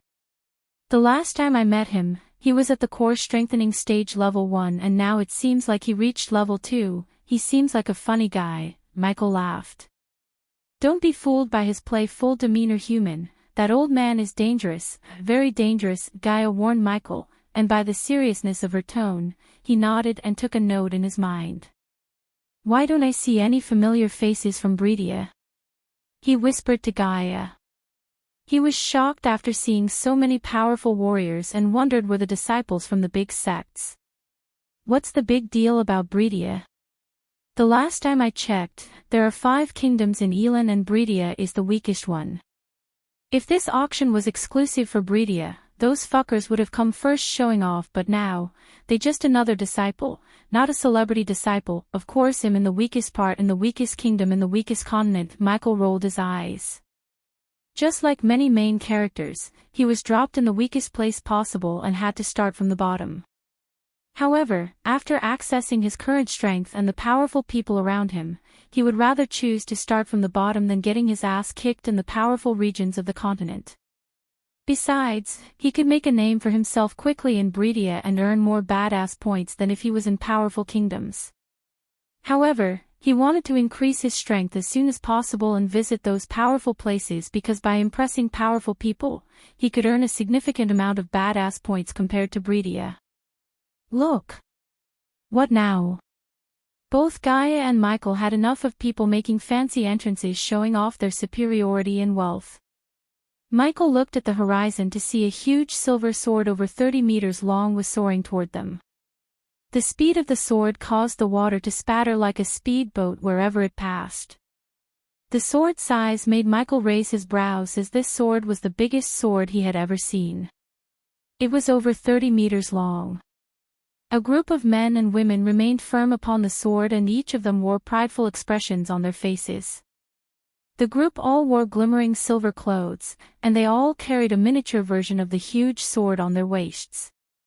"They are from the Aragoth. One of the powerful sects in the entire Elan continent. Hurry up and make way for them. I don't want to be in their way and skewed by that giant sword. Yeah, let's move away." Even the royal family of Elan, anyone from Aragoth with respect because of their sect master, why won't they? He's is one of the few people in Elan who reached the soul refining stage. I heard that a prodigy disciple from Aragoth was killed by a young man named Winston in the Red Summit. That Winston is either really brave or stupid to offend the Aragoth. Aragoth isn't the only power he dared to offend. He even killed an elder from the house of Nickmon. The house Nickmon is one of the major powers in the kingdom Kethan. Rumors say that this guy ruthlessly killed countless body refining and body strengthening stage cultivators from great powers inside the White Jungle. What's the most shocking thing is, he was just a body refining stage level 4 cultivator when he killed them. What a freak. Would you believe he's also a 3-star alchemist? Are kidding me? How old is he?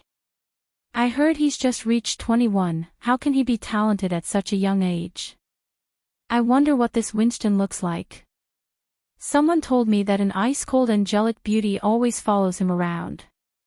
If you see a young man with a girl like that, it is definitely Noah. After the men from Aragoth arrived, the topic switched to Winston, and by hearing all these conversations, even Michael and Gaia were curious about him. Human, I think you met your match, Gaia teased him with a nudge to his elbow. Another core-strengthening stage cultivator, Michael ignored Gaia's tease and stared at the old man who was standing in front of the group. Not long after the people of Aragoth arrived, a few more powerful auras could be sensed from a distance. Another group of men were flying toward the island, standing on top of a circular object. These men also had the same overbearing and prideful expressions as the men and women of Aragoth. They are from the house Nickmon. This auction is indeed turning out to be a massive event. Many people started exclaiming. A scene like this was certainly a rare one. Chapter 85. A few minutes later, when the sky got slightly darker, a loud explosive sound reverberated the crystal ocean, indicating the beginning of the event. Dozens of men wearing golden armors appeared beside the girl. All of them had imposing auras, and although their cultivation bases weren't powerful, they were at least at the peak body strengthening stage level 10. Only the leading guard, who had a bigger armor, was a core formation warrior. Ladies and gentlemen, the Nether auction is going to begin soon. If you want to enter Phoenix Island and partake in the event, you'll have to obey the rules set down by our Lord Julius and pay 50,000 gold coins as the entry fee. The girl spoke with a crystal-clear voice, making sure that every single warrior here could hear what she said. What? 50,000 per person? This is ridiculous. I remember it only cost 10,000 coins last time. Why did the price go up by 5 times? Fuck, there are so many people here. There are hundreds of people here, and just by this entry fee, he's going to become filthy rich. Just as the girl finished speaking, the entire scene became chaotic. The entrance fee was being 5 times higher than usual, made many people growl and express their frustrations. This is the new rule set by our master. If you aren't willing to pay, you can just leave now. No one here will force you to pay. The girl spoke once more, and this time, she sounded cold and distant. It's just measly 50,000 coins per person, that's not too much. Miss, here are 500,000 for all of us, a core formation youngster from the Ogoroth said with a burst of proud laughter. He led all the disciples from his sect to the girl, then he casually tossed the pay cube to the girl. We welcome the Ogoroth to Phoenix Island. The girl transferred the amount and handed over the pay cube back to the youngster. After that, she replied to the disciples with a smile on her face. 500,000, just like that. Michael muttered. Compared to those superpowers like the Ogoroth, he and his base of operation, the Sunrise sect, was just too inferior. Yeah, fuck it. A rogue cultivator casually walked over and handed his pay cube over to the girl. After that, he flew towards the island, passing the girl and the guards. Following the Aragoth and the rogue cultivator, more and more people started paying the entrance fee. Although Julius increasing the price left some people with frustration and jealousy, the majority of the people didn't really mind that much, as they chose to pay and enter the island. Since they had traveled far to get here, and no one wanted to return empty-handed because of 50,000 gold coins. Human, do we really have to enter the island giving our hard-earned coins? Gaia asked as Michael took a deep breath. We didn't come all this way to return now, let's just pay the fee and enter the island. Gaia sighed and took the reins to move forward towards the girl. Just when Michael and Gaia were about to pay the girl, a powerful roar reverberated through the crystal ocean. Stop right there. With many others, Michael and Gaia also turned in the voice's direction to see the gray ape pointing its finger at someone in the crowd. The gray ape moved its body and arrived in front of an old man and an old woman. The duo of old people didn't seem suspicious at all until the ape started to point fingers at them. They are the ones. The disturbance immediately alerted many of the people around as many eyes looked at the ape and the old people and wondered what the cause of the conflict was. Minnie, what's going on? Looking at the sudden response of the gray ape, all the disciples from the Spring Garden sect came forth and threw their glances at the old man and the old woman. They are the ones who killed Milan and the others. They were all killed by him. The ape's words attracted almost everyone's attention. Many people here who came from Kingdom Draddle heard the news about Milan's death. Most of them really wanted to know who was brave enough to kill the Spring Garden sect elder's grandson. Instead of showing any signs of panic or urge to flee, the old man before the ape unveiled a small grin on his face. I told you this is not going to work, Alicia, the old man calmly said and closed his eyes for a moment. The next moment, the wrinkles on his skin disappeared as his whole body transformed into a vigorous youth. His raven black hair fluttered in the wind while his brown robes became pure white. Many girls felt their heartbeat rise and many men couldn't help but become jealous of his perfect tan body and the jaw-dropping handsome face.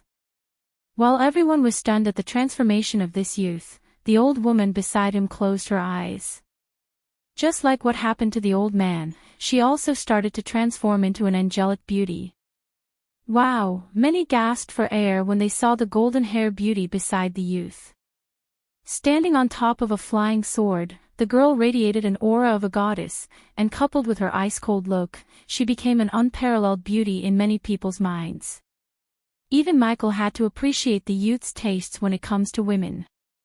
Ever since he met Gaia, he saw no girl more beautiful than her, but now, he found a girl who could be compared to even Gaia in terms of beauty. The ape was even more certain when he saw the girl. During the last few hours, it had sensed a familiar aura lingering within the air. But, because there were too many people around and the fact that both were in disguises, it couldn't discover them. However, when the crowd started moving, it was luckily able to discover the killers of Milan and the other Spring Garden's disciples. It's you. Noah. How dare you kill our brothers? Go tell Elder Porter that we found his grandson's killer. Spring Garden disciples were boiling in anger as their killing intent was soaring. They immediately surrounded the youth and the girl. He is completely done for. Killing is prohibited inside the premises of Phoenix Island, but technically they still haven't entered the Phoenix Island, so there's nothing stopping Porter from killing those 2-inch, pass me those biscuits. The few people near Michael and Gaia raised their brows and stared at her while she was munching on the biscuits and watching the scene. Michael, who was watching the scene calmly, became curious to know how Noah is going to handle the situation. While watching the calmness on Noah's face despite the shit he was in and the sword on his back as well as his 3-star alchemist status made Michael think of him as his rival. The ape then turned his eyes towards the girl and spoke, "Ha ha ha, we are going to have such a great," but suddenly it stopped talking. Michael saw a bright beam shoot out from Noah's body and the next moment, the pervy ape was sliced in half by the bright beam. It was separated into 2 parts. Then it fell into the ocean, staining the surrounding water with blood. Respect women. Noah only spoke those 2 words with a cruel tone. He had just killed another one from the Spring Garden sect, yet there was no panic or any signs of an urge to flee on his face. Just this attitude alone impressed even Michael. No one expected this would happen. Noah was brave enough to kill another one from the Spring Garden sect on the spot. In their minds, he should be apologizing to them right now, because not only was he outnumbered, there was also a core strengthening stage elder around somewhere in the island. Even though Noah was a body refining stage level 5 cultivator, Michael had a feeling that none of the Spring Garden disciples are his match. The girl named Alicia also radiated an aura of a powerful cultivator despite her body refining stage level 4 cultivation. In Michael's mind, they seemed like an ideal novel MC and a female lead. One was a peerless handsome genius and the girl was an ice-cold kingdom-toppling beauty. This was the first time since he came to this world felt threatened by someone. Even when he saw Selena or Alex or any other prodigies he met, he knew they weren't his match, and them being stronger than him was only temporary. However, Noah's cultivation jumped from body refining stage level 4 to level 5 in a few days, his sword mastery, and the fact he's a 3-star alchemist irked Michael. At this moment, everyone was looking at Noah. As for those Spring Garden disciples, they had clouded expressions on their faces. Although they were angrily staring at Noah and Alicia with intense killing intents, none of them dared to attack. They might be arrogant, but they were not fools as they realized they were no match for Noah despite the fact they were body-strengthening stage level 4 cultivators. You killed Minnie. Erf, wait till our elder comes, a disciple gritted his teeth. If you don't want to follow Minnie into the afterlife, get out of my face, again Noah said in a cruel tone. Humph. You are da. Another man coldly harumphed, but right as he was speaking, Noah attacked once again.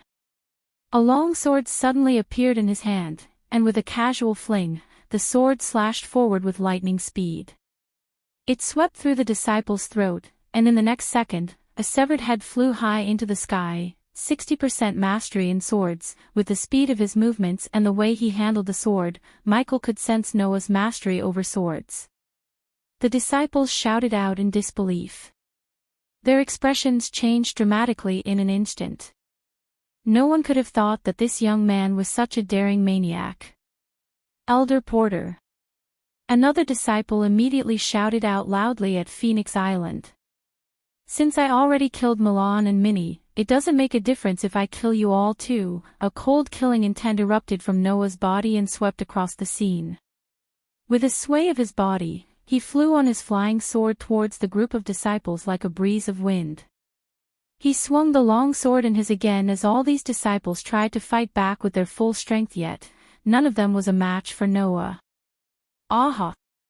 Accompanied by some blood-curdling screeches, in just a few breaths of time, Noah killed every single disciple of Spring Garden. Their bodies fell into the water and slowly sunk to the bottom of the ocean, making the water turn red for a few seconds. He may be going to end up dead soon, but I admire that guy's boldness. If I were him, I would definitely do the same. He was already marked for death when he killed Mayan or whatever he's called. Killing a few others doesn't change shit. Evan Gaia seemed like she was impressed by Noah, and looking at her reaction, Michael realized if this Noah guy had a badass system, he would have earned at least 10k points by now. Bear with me guys, I know you want to see Michael being Michael, but Noah is not a passing character or just a side character. He's a major character and he needs some screen time to mark his presence. I could have just established his character in just a few hundred words, but I want my readers to read quality stuff, not some rushed work. Please be patient, when everything comes together in the future, it'll be worth it. Besides, Michael could only be a super badass if has some badass rivals, right? Chapter 86 Bang. Michael heard the sound of something or someone breaking the sound barrier. A powerful light beam shot up into the sky. Hearing this, Alicia coldly spoke, "Everyone, move aside." With a sway of her hand, Alicia arrived in front of the girl who was collecting the fee to enter the island. Without hesitation, she handed over the pay cube from her space ring and said, "Would like to enter the island now." Many people seemed like they were just realizing Noah and Alicia's plans, but as the world's best hitman, Michael already recognized Noah's escape plan. Noah and Alicia wouldn't be able to outrun a core-strengthening cultivator, but if they successfully entered the Phoenix Island, they would be under the protection of Julius, as fighting or killing in Phoenix Island is prohibited. A man like Julius wouldn't take lightly if someone broke the rules set by him. The girl who was collecting the fee took the pay cube as she hadn't noticed a thing that happened here. "Young miss, young master, welcome to Phoenix Island, Buzz." Right at this moment, the air around the island started twisting. "Let's go." Noah and Alicia dared not delay even a single second. They turned into two trails of light and dashed toward the island. The pretty girl stared at Noah's back as a look of awe emerged in her eyes. Ruthless, decisive, extremely daring. "I'm sure Lord Julius will love a guy like him." The girl smiled. Right after Noah and Alicia flew into the Phoenix Island's airspace, Elder Porter immediately dashed out from the island. Many powerful warriors followed him as they had sensed what was happening outside the island and wanted to see how this incident would end. Why did they stop flying? Michael barely heard Gaia as she stuffed her mouth full of biscuits. He was not interested in answering her and stared at Noah and Alicia. When Porter arrived at the scene, he immediately stared at the spot where all his disciples were killed. He could still see blood floating on the surface of the water, and some of the dead bodies sinking to the bottom of the ocean. The ape's body had also resurfaced from the bottom of the ocean. Looking at all this, he became extremely furious. Swoosh! His eyes turned blood red and veins on his body popped up. He threw a death stare at Noah and Alicia who had stopped flying. Rascal, you did all this. His voice reverberated the ocean like a thunderclap. They tried to kill me first. Noah casually shrugged his shoulders with an unconcerned expression on his face. Even though he was facing a core-strengthening warrior, there were no signs of nervousness on his face. Did you also kill my grandson, Milan? Michael could see the old man was burning in anger by looking at his shivering body. He seemed like he was going to explode in anger. He too tried to kill me, Noah indifferently said. Looking at everyone's expression like Noah's going to get killed made Michael crazy because they had missed the obvious. Bastard, die now. Porter was really furious right now. A massive amount of energy was rolling around his body.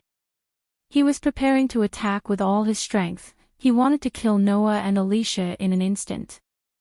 With intense killing intent, he struck out with his palm toward Jiangqin. Michael and the others saw the surrounding air immediately ignite into flames. The mighty strength of the attack swept across like a gigantic wave as it pushed toward Noah. Bang! Right at this moment, another huge hand approached from Noah's back.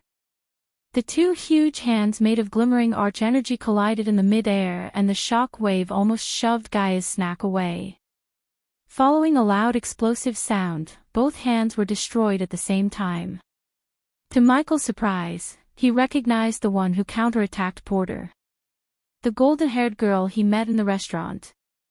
He expected the Guardian Guild to interfere because he heard Noah was competing in some kind of test in the White Jungle arranged by the Guardians. So naturally, they were searching for Guardian trainees and Noah happened to be one of their choices. Soon, Michael saw the red-haired beauty appear beside the golden-haired girl and heard Gaia mumble her name in anger. Who are you? And how dare you get in my way? Porter was so mad that he failed to notice one thing. How could a core formation level cultivator like this girl be able to stop his attack? Name is Peyton Wright. I'm a guardian from the Guardian Guild. The entire scene became deathly silent when the words escaped her mouth. Oh my God, a guardian. Why is the Guardian Guild protecting Noah? It doesn't matter. Compared to the Guardian Guild, the Spring Garden sect is an ant. Porter won't dare to make a move against him unless he was extremely stupid or suicidal. Yeah, I heard there's a mini tournament going on in the White Jungle ordered by the Guardian Guild, but you thought what?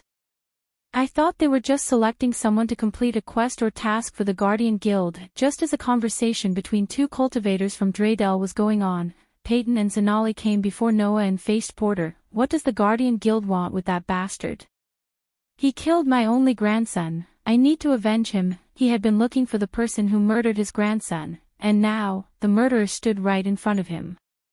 Furthermore, this murderer had once again killed a lot of people from his sect. During the White Jungle test, your grandson and his friends interfered with Noah's testing process and tried to kill him, so he can steal the opening spot in the Guardian Guild. Interfering with the Guardian's business is alone a crime. Your grandson committed a crime. Noah killed your grandson and his friends in self-defense. Again, when the crowd heard the words opening spot in the Guardian Guild, they became restless and quietly started to chatter among themselves. Porter's body shivered in anger and helplessness.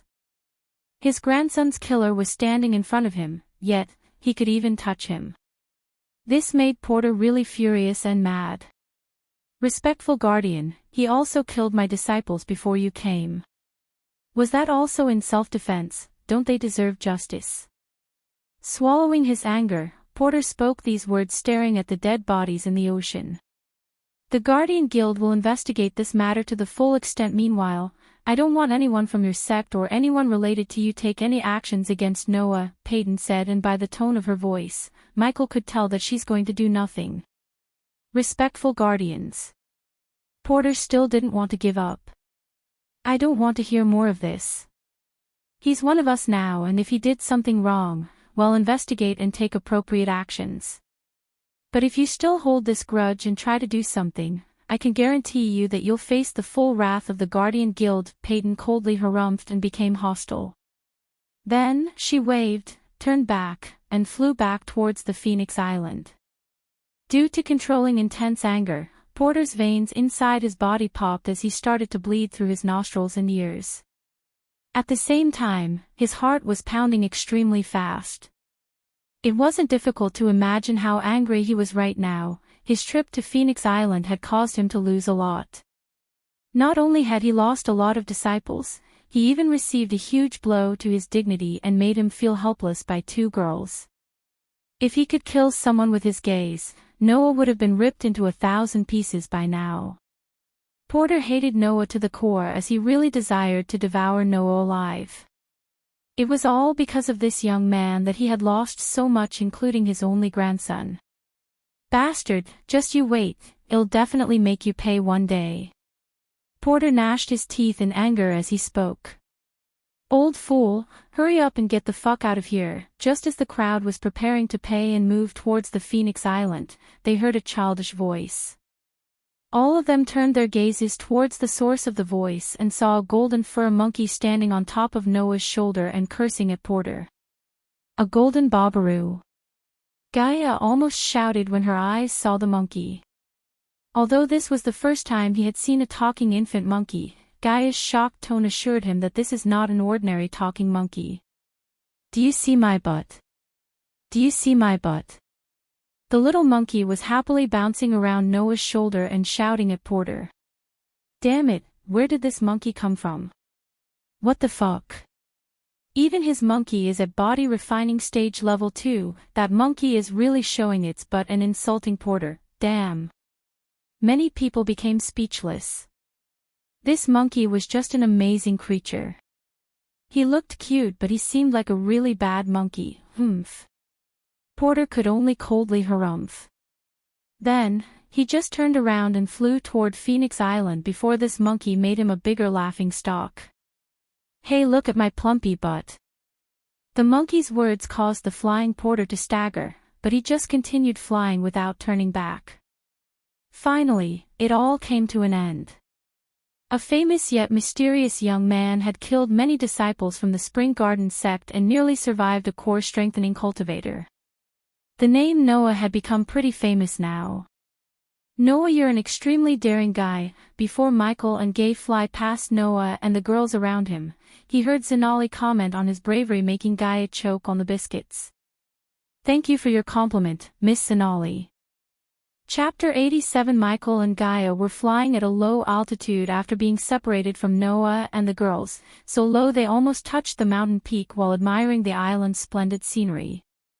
The entire island's landscape caused them to feel extremely relaxed. The more they saw, the more they felt that this Julius was someone who truly knew how to enjoy life. Do you know how this auction works?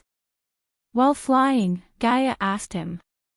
Nope, no idea, Michael replied with a smile. Human, this auction fair is divided into 2 parts, and it will last for 2 days. There is a huge square on the south side of the island, and it can hold over 10,000 men at any point in time. The first part of the auction fair is held within this square, and many humans will put treasures with hopes of selling them. Some will sell pills, potions, weapons, spell scrolls, and many other shits. If you were lucky, you could find something precious for an affordable price here. What about the second part? The second part is the auction that's held within Julius Manor. Many people who have precious treasures will entrust them to Julius, and auction them off on the second day. Of course, he will take a small cut if this treasure is successfully sold. Unlike the first day, you'll definitely find something precious and valuable if you can pay the price.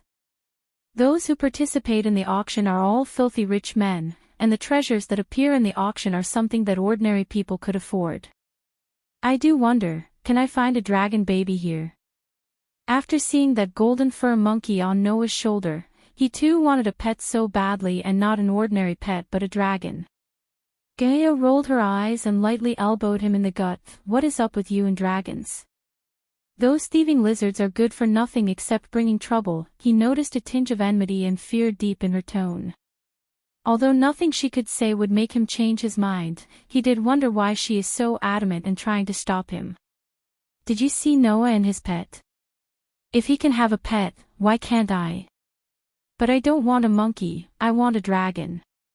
If you want me to change my mind, name something that is more badass and awesome than a dragon. I can name one. Do tell. A naga, she proudly said as he put his hands on her shoulder. So your kind is more badass and awesome than the dragons?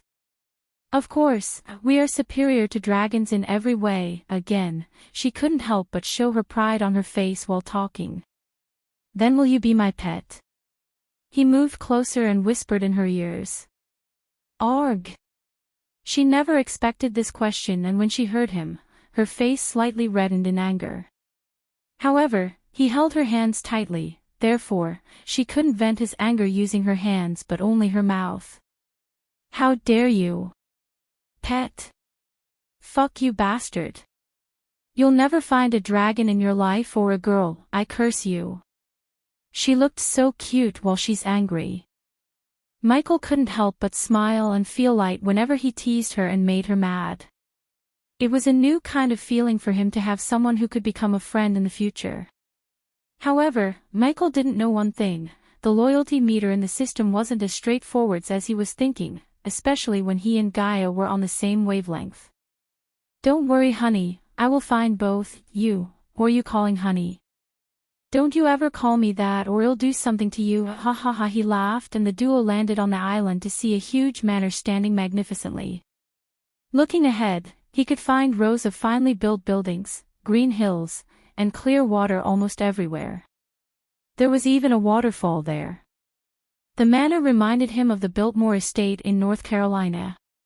He had never lived in a mansion like this, and everything on the island, including the whole island, made him desire the life of being the wealthy, powerful immortal more and more. On the south side of the island, there was indeed a huge and empty square. The Heaven's Gate square that held Heaven's Gate competition was big, but compared to this square in front of him, it could only be considered a small square. The square was filled with carriages and people wearing all kinds of dresses. He walked towards the square to check it out, leaving the Pegasus in Gaia's hands. Come closer, come closer. 78% pure cultivation focus pill, a must-have item for all cultivators. With this pill, your concentration will go up by many folds. Flying swords for rent. Only 5 gold coins and you can take a tour around the Phoenix Island despite your cultivation level. Top level uncommon spell scroll for only 20,000 gold coins. Around him, he could see merchants and peddlers everywhere, and more warriors began to set up a small hut and took out items to sell. Old man, is that really 78% pure cultivation focus pill? Of course it is. Young man, I've been in this business since before you were born and I never in my life sold something that's not what I claim. Alright, how much is it? You can have it for only 40,000 gold coins. With a self-flattering smile, the old white-bearded man held a fist-sized pill in his hand. The pill was glowing like a shiny crystal. 40,000. Dang, that's expensive. I'll give you 20. Do you think I'm selling fruits? 40,000 is the best I can do. If you don't want to buy it, move aside. I'm sure that someone will buy it. Fuck. You win, old man. Hey, race your 40,000. The young warrior took out his pay cube and handed them over to the old man.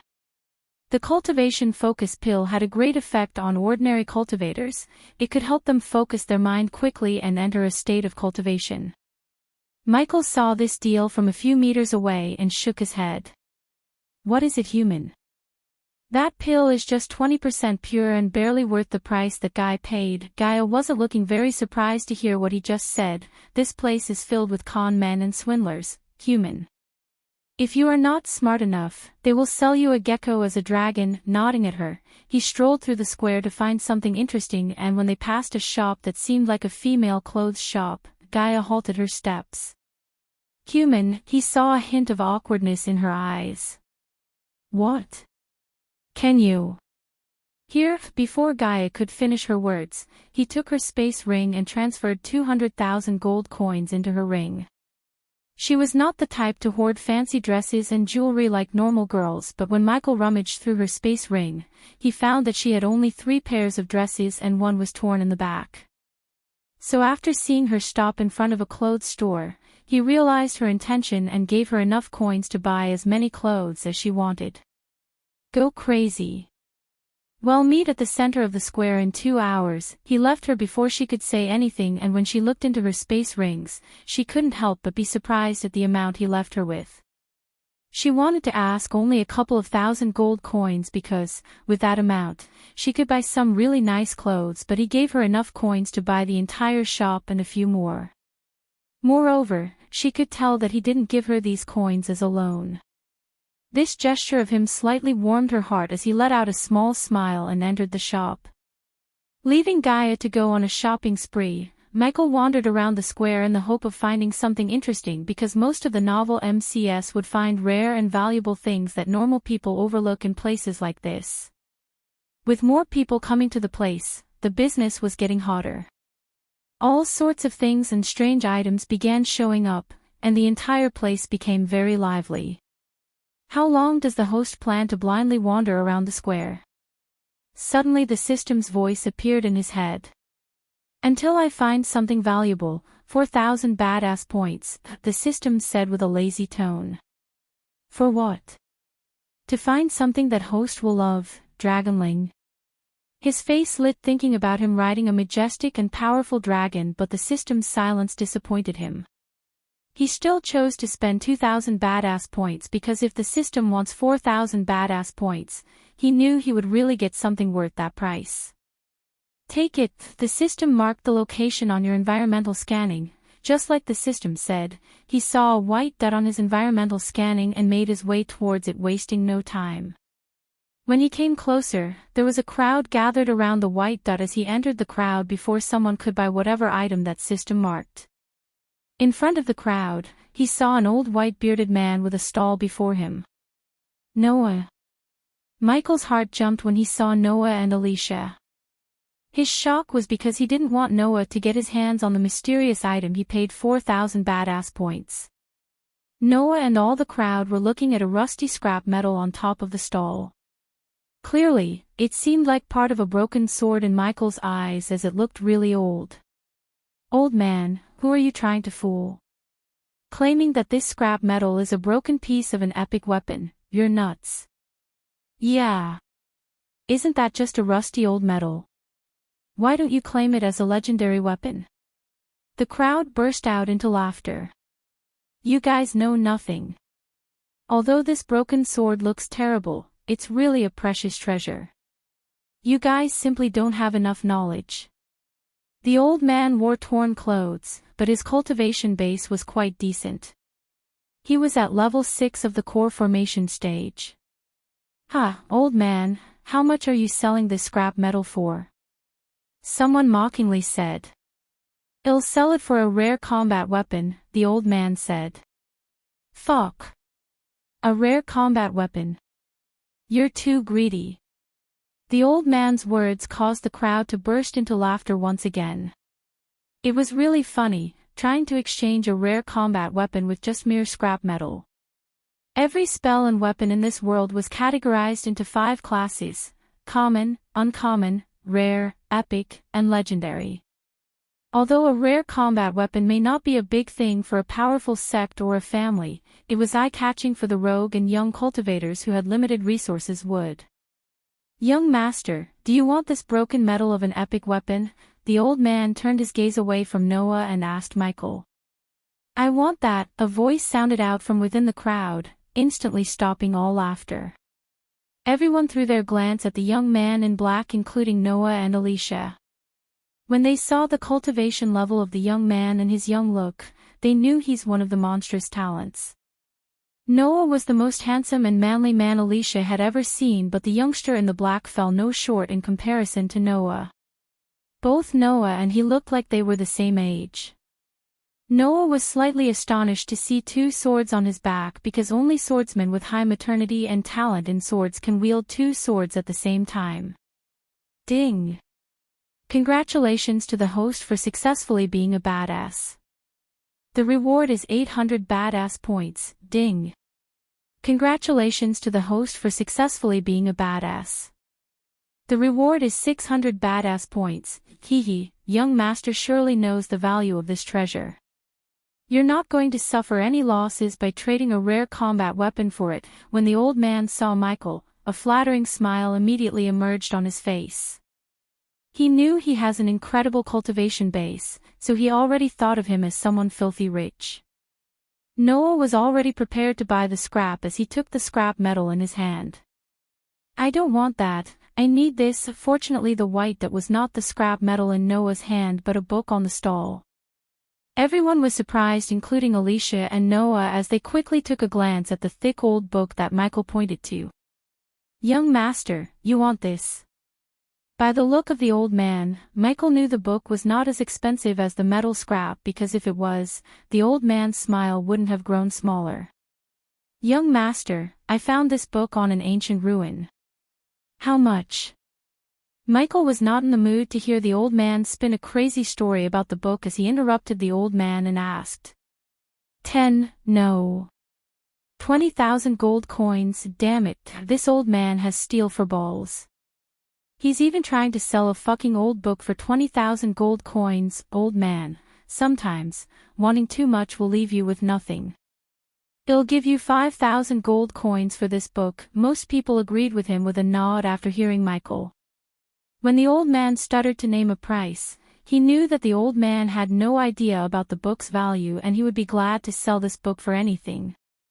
Although he could have simply given the 20,000 gold coins and bought the book, the people around him would have thought of him as a fool instead of a badass.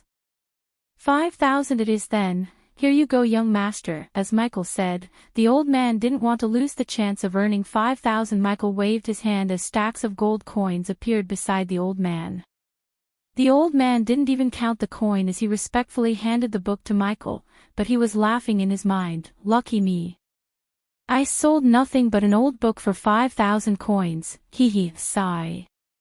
Although the young man didn't pay 20,000, he still paid 5,000 for a book. I don't know, the kid seemed to know what he's doing. People were puzzled by Michael's action but they were afraid to ask for an explanation.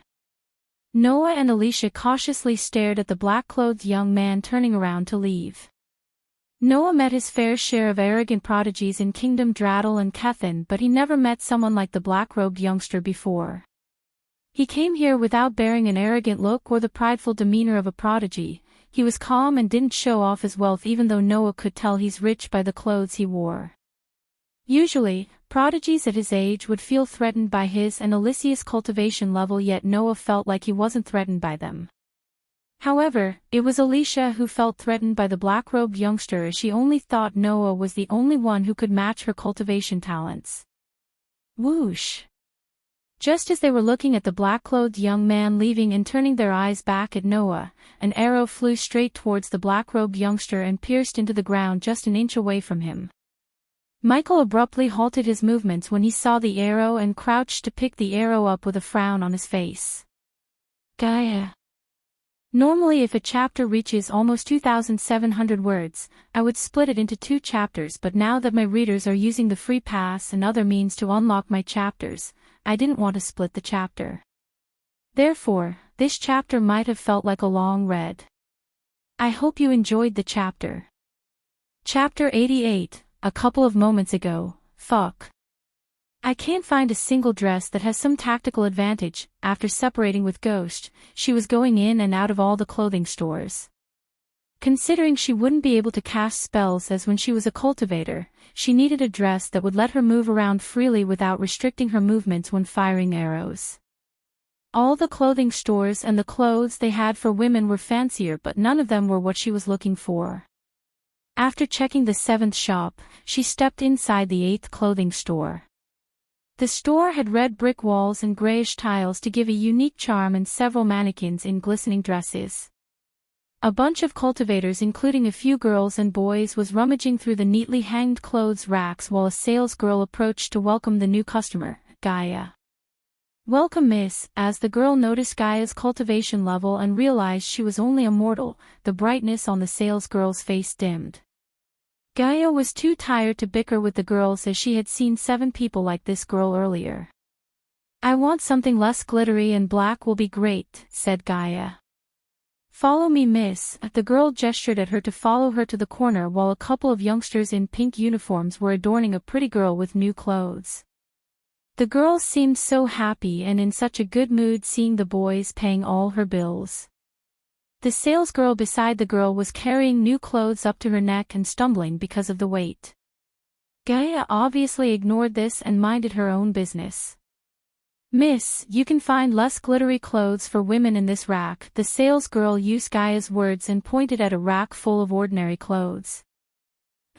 If she was a princess and a cultivator, she wouldn't have even looked at the dresses before her, but now, they seemed like her only choice. "Oh," the salesgirl's brows arched upwards when she saw Gaia taking all the black clothes including tops, pants, and innerwear without even checking the size or price. "Mississippi. Shush, my friend and I are crazy rich. So yes, I can pay for all these." The salesgirl heaved a sigh hearing Gaia's proud, confident voice. The salesgirl's face instantly brightened thinking about the commission for this sale and the high probability for a significant tip. "Miss, if you want, you can see the new stocks over there." The girl pointed at the area where the cultivators and the girl was shopping and led Gaia there. Up until now, the youngsters didn't notice Gaia, but when she approached the area they were in, all eyes fell on her. Ignoring the gazes, she followed the salesgirl and began to check the racks. The pink-uniformed girl had already taken all the glittery and expensive clothes on the rack that had no tactical advantage. However, that worked in Gaia's favor as the girl already filtered the clothes, making Gaia's life easier. "Why didn't you show these to me before?" she asked the salesgirl and picked all the remaining dresses on the rack. "Who is this peasant?" The pink-uniformed youngsters were bewildered because these dresses were very costly and a peasant like her couldn't afford it, or at least that's what they thought. Of course, by default, they branded her as a peasant looking at her cultivation level. The arrogance and pride of being cultivators dulled their brains. Gaia heard the remark, but she remained quiet because she didn't want any trouble. "Looking at this peasant buying all these clothes, I feel cheap. Who the hell is she?" the pink-uniformed girl thought to herself and kept staring at Gaia with the furrowed brows. "Solomon, give me the juice bottle," the girl asked one of the boys as he quickly retrieved the mango juice bottle from his space ring and handed it over to the girl like a servant to impress her. The girl loved the attention and wanted to be the center of everything, therefore, when the people in the store and some of her friends started to notice Gaia instead of her, she felt pissed. In simple words, the girl had a narcissistic personality disorder. The girl took one sip and then she walked towards Gaia to turn all the attention back at her. Plop. Oops, the girl pretended like she tripped and spilled the juice all over Gaia and the new clothes in her hand. "The fuck, bitch." Gaia lost her cool when she saw the devious look on the girl's face. However, the devious and wicked grin on the girl's face took a turn to the worse when she heard Gaia's words. Gaia was not like Michael, who spent years controlling his anger, as she shouted at the girl. "What did you call me?"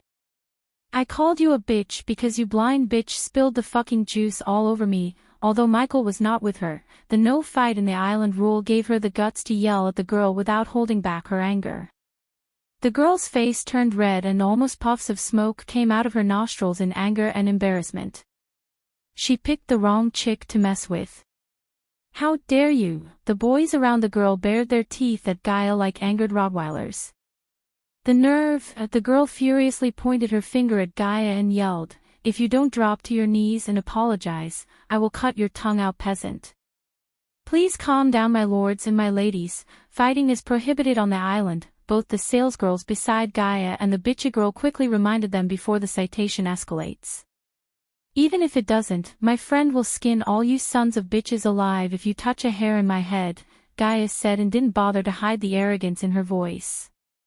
We'll be in trouble only if someone alerts Lord Julius. You're just a mortal. Even if we killed you and someone did alert Lord Julius, we'll only get a fine, and that's like a small slap on the wrist. The girl spoke as Solomon ran to the entrance to shut the door and the windows.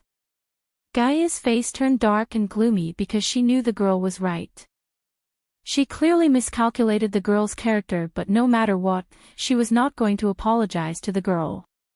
How could the princess of the Nagaland and a heavenly blessed prodigy drop to her knees and apologize to another girl? 5,000 gold coins for those who keep their mouths shut. The girl threw a pouch of coins to the middle of the store and made the people turn a blind eye to the situation.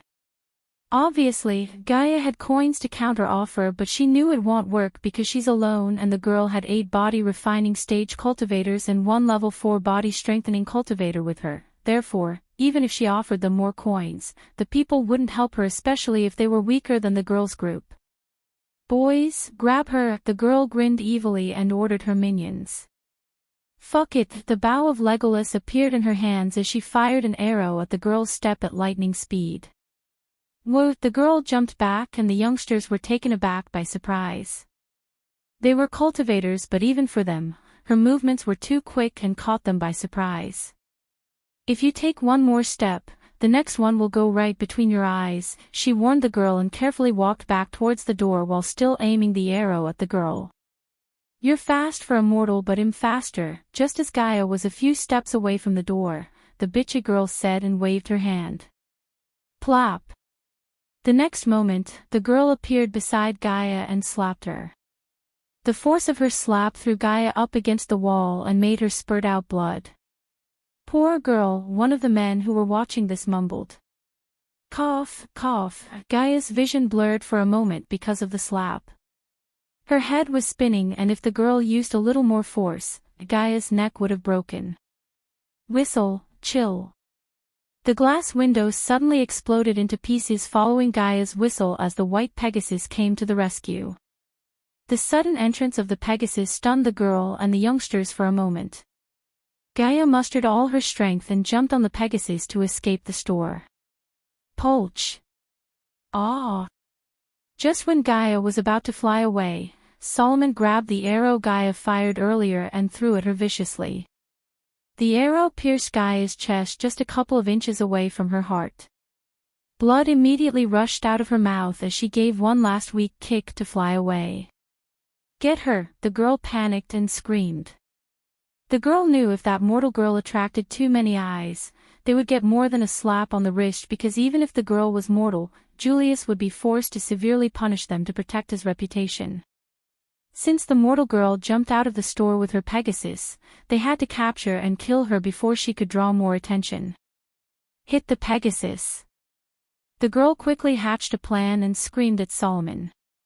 People outside didn't see what happened inside the store. Therefore, the girl planned to hit the Pegasus from inside the soar and make Gaia fall to death.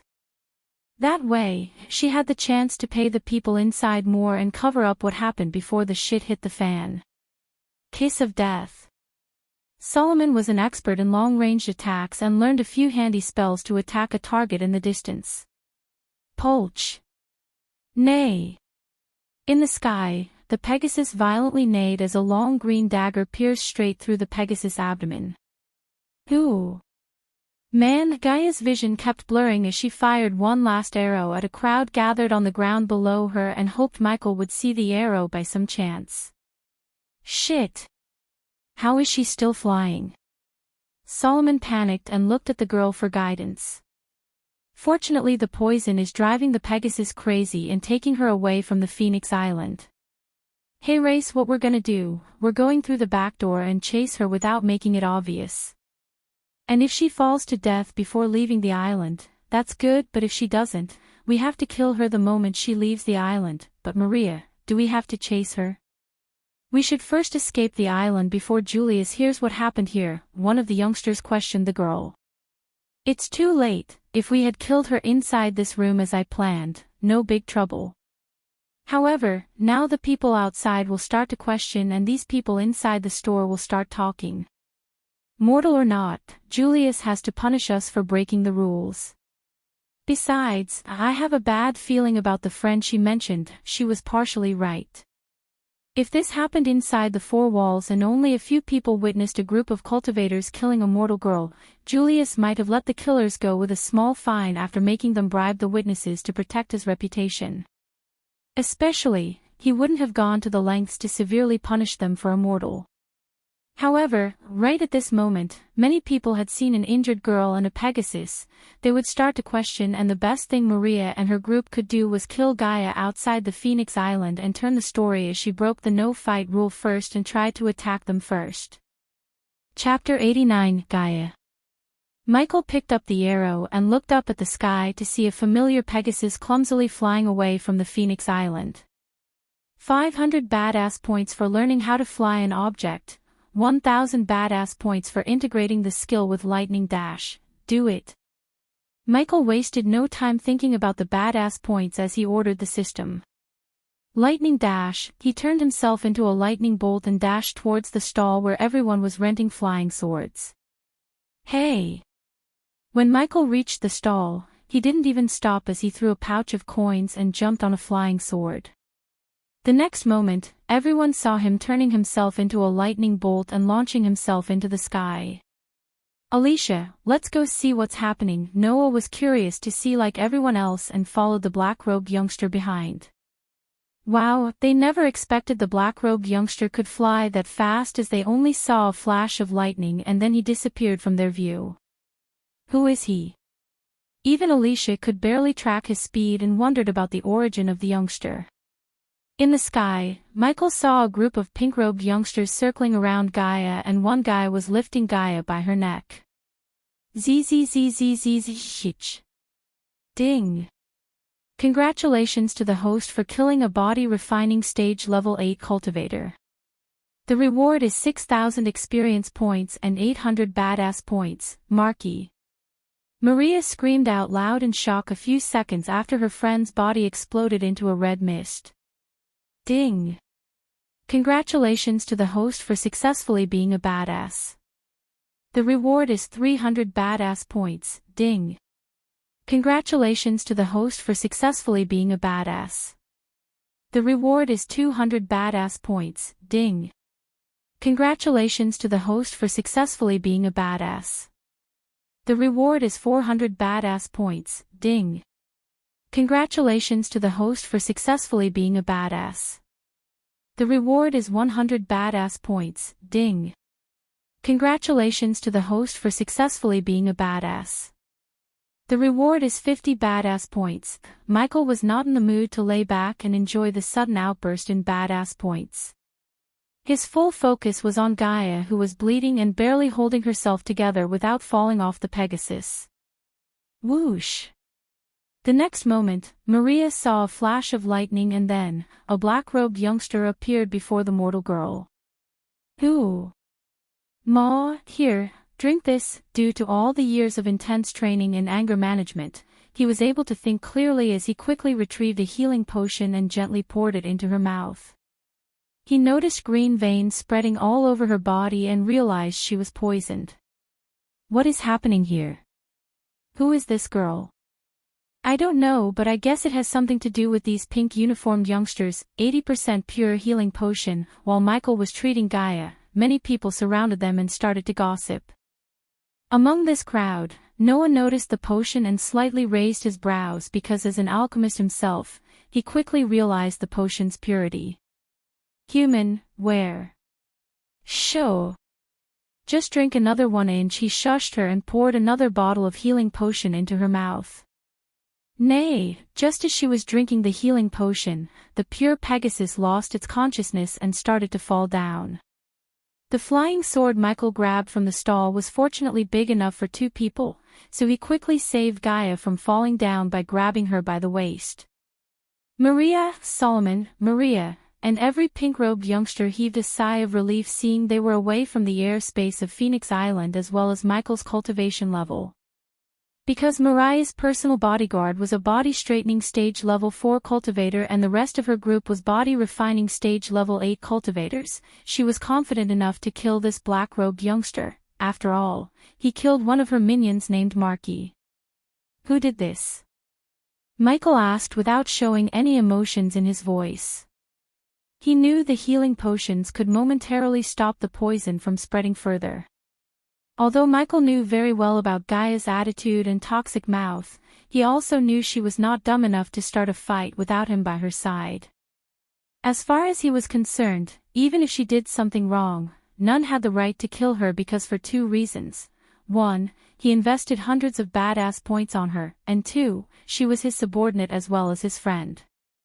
Unless Gaia went mad and massacred a large number of innocents crossing his line, he wouldn't let anyone hurt her let alone kill her. All of them, considering she barely had arch energy in her body and never came this close to death, her body kept shivering because of the shock. Even with all those years of training to control his anger and emotions, when he saw the blood on her and the tears-welled eyes, he started to get really angry. The reason was, back on Earth he never had a friend or anyone close to him. Because he never cared about anyone except him, he never felt an emotion like he's feeling now. This long flying journey and the interactions he had with her strengthened their friendship and helped him bond with Gaia. He was starting to think of her as a friend and someone nearly took her away from him and that made him furious. "This is gonna hurt," Michael said and pulled the broken piece of the arrow out of her chest. "Ah." He gave another healing potion and turned back to look at all the pink-robed men with the bloodied broken arrow in his hand. "Miss Maria, stand behind me." The body-strengthening stage cultivator behind Maria moved in front of Maria while all the pink-robed youngsters prepared for the fight. "Kid, stay your hand," the man warned Michael when he saw the cold killing intent in his eyes. Diddle, diddle, however, Michael moved towards him while silently muttering these words. "Death ray." The man didn't waste a second as he raised his hands and sent a golden scorching hot energy beam towards Michael. What? How is this possible? Holy! Many people looking at the scene thought the beam was going to turn Michael into ashes, but the beam didn't even scratch him as a light blue energy shield appeared before the beam could touch him.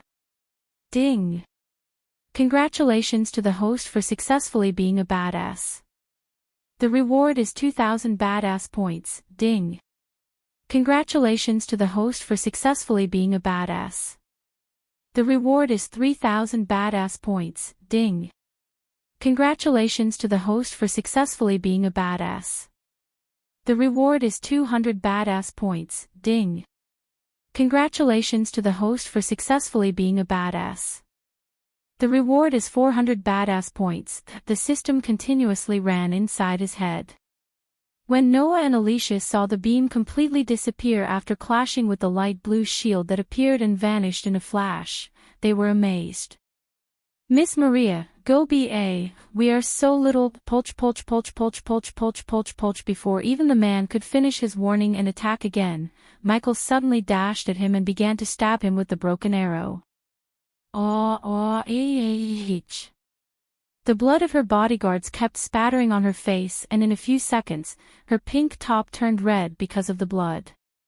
Many weak-hearted cultivators slightly turned away their gaze from Michael. Although Michael felt furious inside, he didn't show his emotions on the face. Ding!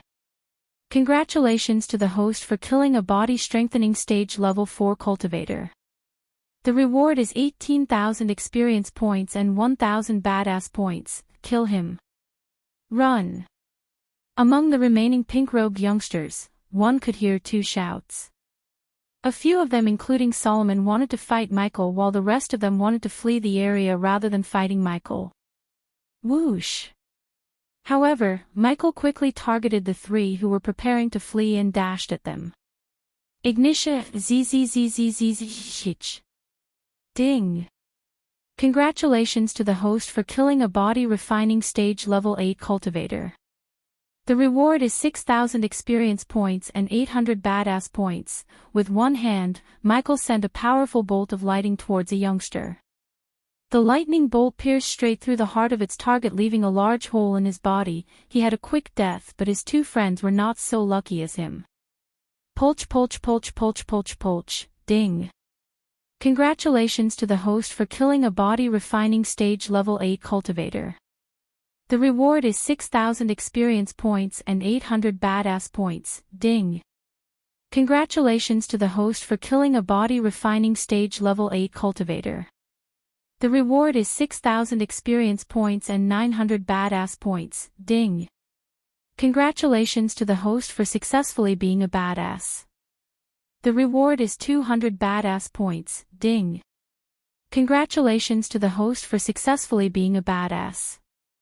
The reward is 400 badass points. Michael disregarded the notifications as he was busy stabbing the two youngsters to death. The blood and pieces of organs continued to splatter out of their body, but he didn't stop stabbing them. The people were terrified looking at his ruthlessness. Thursday. After a few seconds, Michael spat some of the blood that splattered on his mouth and turned his murderous look at Solomon and the two men and the girl behind him, who couldn't help but shiver in fear. Including some of the senior experienced cultivators, many were stunned and terrified as they watched everything without uttering a word. He's too ruthless. He killed a body-strengthening stage cultivator just like that. Where did he come from and who the heck is he? Those guys are so screwed. They are outside the airspace of the Phoenix Island, so the no-killing rules won't apply here, the people began to chatter. Don't come near us, Solomon stuttered. His face pale and his hands were shaking in fear. He's the one who killed our ride, Ghost, boom. The moment the people heard Gaia call him Ghost, the system notification started to repeatedly ring inside his head again. He's Ghost.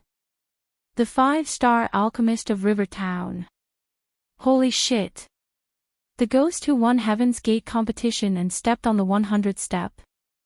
Noah and Alicia had a look of realization when they heard the astounding conversations around them. Noah heard nothing about Heaven's Gate competition, but he did hear about the 5-star alchemist who could concoct pills and brew potions with 80% purity, only second to the alchemy king Gabriel himself. For the first time in their life, both Noah and Alicia felt threatened by someone, Michael. Chapter 90. The pink-uniformed disciples looked at Michael with some hesitation as Solomon stuttered in fear. You have no idea what you done. If you come dash, his words stopped coming out of his mouth as he saw Michael moving towards him. Overwhelming fear paralyzed the other two disciples behind him and the girl, and stood there shivering. Michael said nothing. He just stopped moving for a second before his body shook slightly before appearing instantly right in front of Solomon. With the broken arrowhead right between his fingers, he made a fist and slammed it into the face of Solomon with no fancy movements. "Ah!" Solomon cried out in agony as he tried to cover his face in instinct. However, Michael grabbed him by the neck and punched him again and again and again and again. "Ah! Zzzzzzzzh. Zzzzzzzzh. Looking at the ravaged face of their friend, Solomon, the disciples screamed out aloud as their scream reverberated the crystal ocean. But two bolts of lightning through their heads cut their cries short. Ding! Congratulations to the host for killing a body refining stage level 8 cultivator. The reward is 6,000 experience points and 800 badass points, ding. Congratulations to the host for killing a body refining stage level 8 cultivator. The reward is 6,000 experience points and 900 badass points, ding. Congratulations to the host for killing a body refining stage level 8 cultivator. The reward is 6,000 experience points and 900 badass points. Immediately after ignoring the continued rings inside his head, his body disappeared and reappeared right in front of Maria. Kill her. Ghost, from behind, Michael heard Gaia's weak voice. Michael still didn't know what happened back there, but he had a gut feeling that everything started because of this girl before him. Don't kill. Her words barely escaped her mouth as Michael's hold around her neck tightened. Although he slaughtered the male disciples, when he grabbed the girl and raised his hand, the crowd looked flabbergasted. Stay your hand.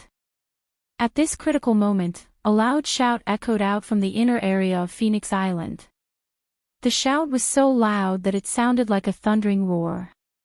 It swept across Phoenix Island and stirred the ocean waves. After that, everyone saw a man with a powerful aura and grandeur rushing over with great speed. In just the blink of an eye, he appeared a few meters away from Michael. This adult man was in his 40s. Behind him stood the girl who collected the entry fee before and a group of soldiers in armor. However, his armor was much shinier and mightier than that of those soldiers behind him. The entire armor was covered with countless symbols, giving it a touch of mysteriousness. His angular face carried a domineering expression, causing him to look mighty and vigorous. His aura was actually surpassing Porter and matched the aura of Victor. That's Lord Julius. Never thought he would come here. Lord Julius, what an incredible cultivation power.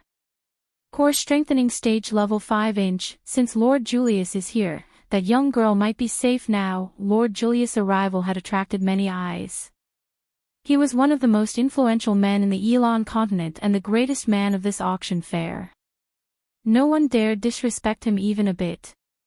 For those who had come here from afar, they felt their effort had just paid for itself just by getting to someone great with their own eyes. Michael also turned his gaze away from the girl and threw his glance at Lord Julius. The man had bulging muscles, a tall body, and long brown hair. Michael was slightly shocked because even though Julius looked mostly human, he could sense an animalistic aura and see furry sideburns as well as a hairy neck. In Michael's mind, he slightly resembled the Beast in X-Men movies, except this man had fair skin instead of blue. Julius looked down and saw the blood on the ocean's surface. His face turned cold and unfriendly. What's happening here? System, if he tried to attack us, activate the teleportation scroll and get us to safety. He opened the system to give it an order and momentarily slow the time to plan his next moves. Yes, Lord Julius stared at Michael with an unfriendly expression. He had held the auction fair for a long time, and the rules set by him were final. No one ever dared break them. Breaking the rules set by him was equal to disturbing the peaceful order of the trade fair, and it also meant that the person didn't take his words seriously. The killings may have happened outside the airspace of the Phoenix Island, but once they paid the entry fee, they would become a guest of the Phoenix Manor, and he wouldn't let his guests kill each other because it was bad for business. What's your name? Ghost. Michael replied, and he had no fear on his face. Why did you kill them? Julius asked and expected Michael to let go of the girl, but unlike his expectation, Michael didn't let go of Maria. They tried to kill my friend, he coldly answered. If he wasn't a core strengthening stage cultivator, Michael would have killed him by now because they broke the no fighting on Phoenix Island rules and almost killed Gaia, yet Julius had done nothing to prevent that. After Julius' sudden appearance, the people saw more core strengthening cultivators who entered the island previously also making their appearance. Noah and Alicia greeted Zanali and Peyton with a nod and stared at the scene in silence, but Noah noticed the sudden change of expression on both Zanali and Peyton's faces when they saw Ghost. Noah could tell they knew him by looking at their face. On the other side, Paul and Victor also appeared out of nowhere but remained silent and let Julius deal with Michael. Lord Julius was a ruthless demi-human, and he wouldn't just stick to one style when dealing with people. Many expected him to kill Ghost on the spot because of the way he looked and answered Julius. Despite standing in front of a core strengthening stage cultivator, there was no anxiety or fear could be seen on his face, but instead, he still seemed cold. Don't you know the rules of Phoenix Island? No killing. Julius' voice sounded loud and cold. Michael felt immense pressure building up around him. Energy Devourer activated. Experience points converted 10,000, experience points converted 15,000, experience points converted 18,000. Suddenly Michael heard the system's voice in his mind and realized Julius was trying to suppress him by using his cultivation pressure on him. Julius' cultivation pressure was solely focused on Michael, and because of that and the way Julius controlled his arch energy, anyone under the core strengthening stage didn't notice or feel the pressure. When Julius saw him withstand his pressure, there was a hint of shock in his eyes. Victor scanned Michael from head to toe while Paul stared at the mortal girl behind him and had a sense of familiarity. They tried to kill my friend on the Phoenix Island, why didn't no one stop them? The pressure disappeared after he questioned Julius. The question made Julius turn and look at the girl beside him, who looked anxious and nervous. Soon after turning his gaze away from the girl, Julius coldly said, "It's me and my men who decide the punishment for such crimes, not you. Let go of the girl or what? You'll become an enemy of the Phoenix Manor." Lord Julius coldly harumphed and became hostile. His words sounded so loud as they almost gave many weak-hearted cultivators a heart attack. Go, St. Gaia tucked his sleeve and tried to let go of Maria. She wanted to kill Maria more than Michael, but she knew it's impossible to kill Maria now since Julius has ordered Ghost to let go of her. Besides, she had more pressing concerns than killing Maria.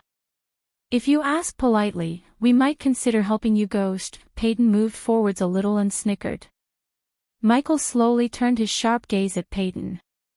"I don't need the Guardians to save me." The crowd was again taken aback by the tone of his voice.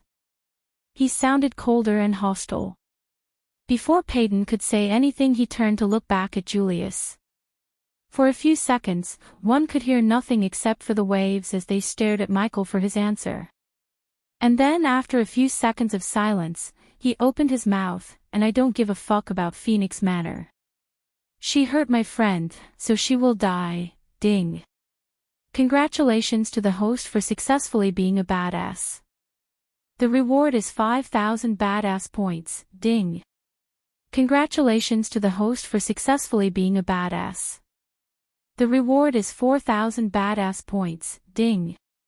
Congratulations to the host for successfully being a badass. The reward is 2,000 badass points, ding. Congratulations to the host for successfully being a badass. The reward is 1,000 badass points. Michael's words brought a storm to the crowds as Julius' face turned dark in anger. Oh heavens! This Ghost is really a daring guy. He's dead, he is dead.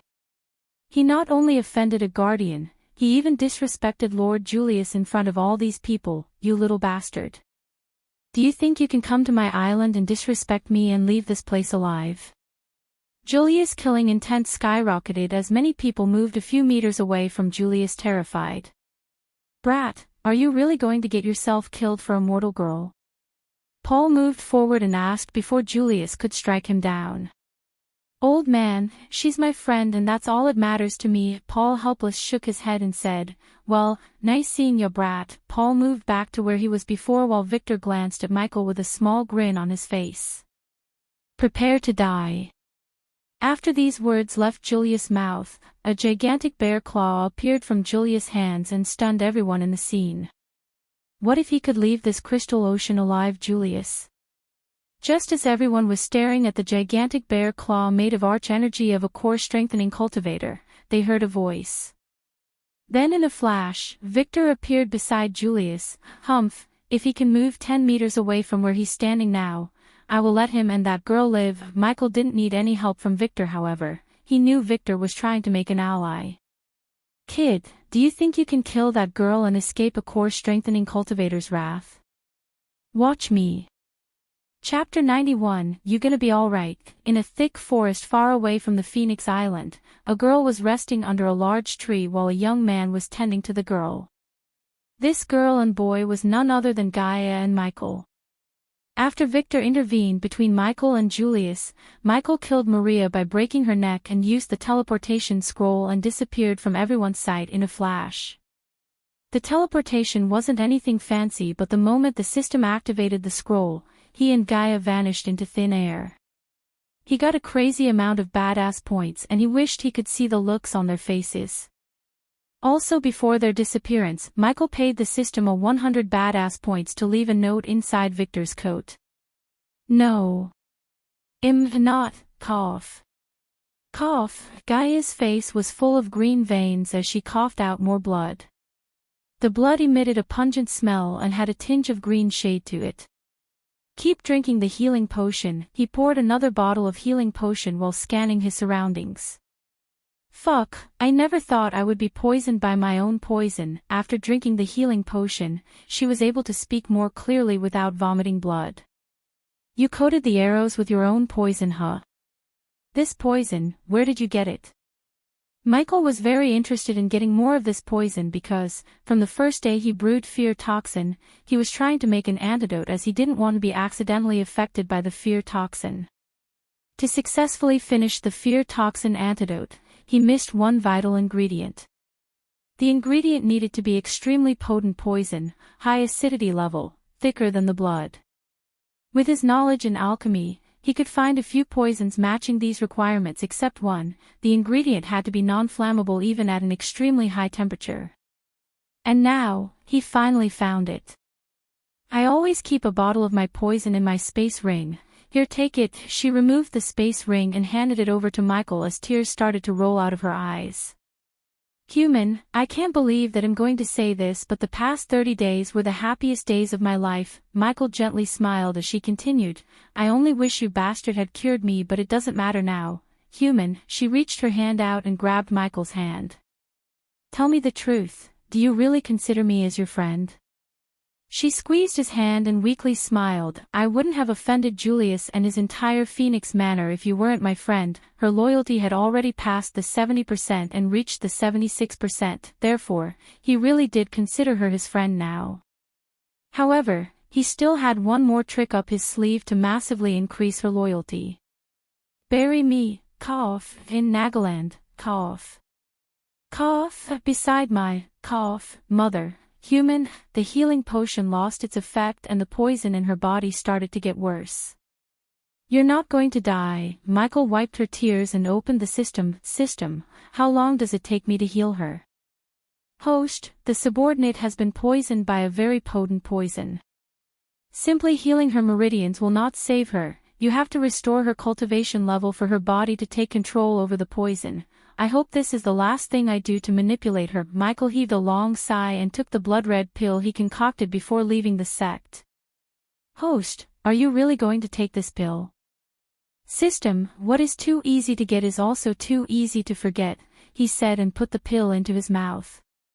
System, heal her meridians and restore her cultivation level, he said before swallowing the pill and exiting the system's interface. Gaia, I'm going to cure you using an ancient technique. Hold my hand tight and never let go. She was bewildered by his words and before she could ask any question, he gritted his teeth like he was in extreme pain. The pill he took started to show its effects. It was a pain inducer that would activate all his pain receptors and make him feel an extreme amount of pain for a short amount of time. He knew what he had done may be dumb or stupid, but he wanted to make sure Gaia's loyalty get as high as it could. In the future, he has to trust her completely, and to get to that certain trust level, he decided to go through this trail of pain in front of her. According to his plan, by seeing how much pain he's in, she would feel grateful and become more loyal to him. Just like he said to the system, if he had healed her easily, she may or may not have forgotten it quickly and felt less grateful towards him. He could have faked the pain, but he knew she can tell the difference as he was not an Oscar-winning actor. Human, Gaia suddenly sensed a hot wave passing through her body and felt her meridians being healed quickly. Ark! Michael growled and fought against the pain. Each and every pain receptor in his body got activated by the pill. He was experiencing a pain 100 times more than being shot by a revolver. I'm healed. A few seconds after, she sensed her fully healed meridians and almost shouted in delight. Congratulations to the host. Subordinate Gaia has reached 85% loyalty. Human, what is happening to you? She couldn't feel happy seeing the blood coming out of his nostrils and ears. She leaned forward and clenched his hands. Soon after a few moments, his hand started to twitch as Gaia reached the body-strengthening stage.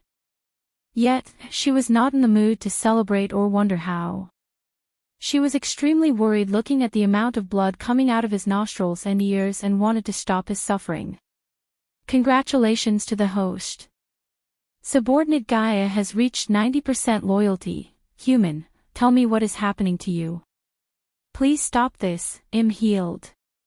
She screamed and couldn't stop her tears from rolling out of her eyes.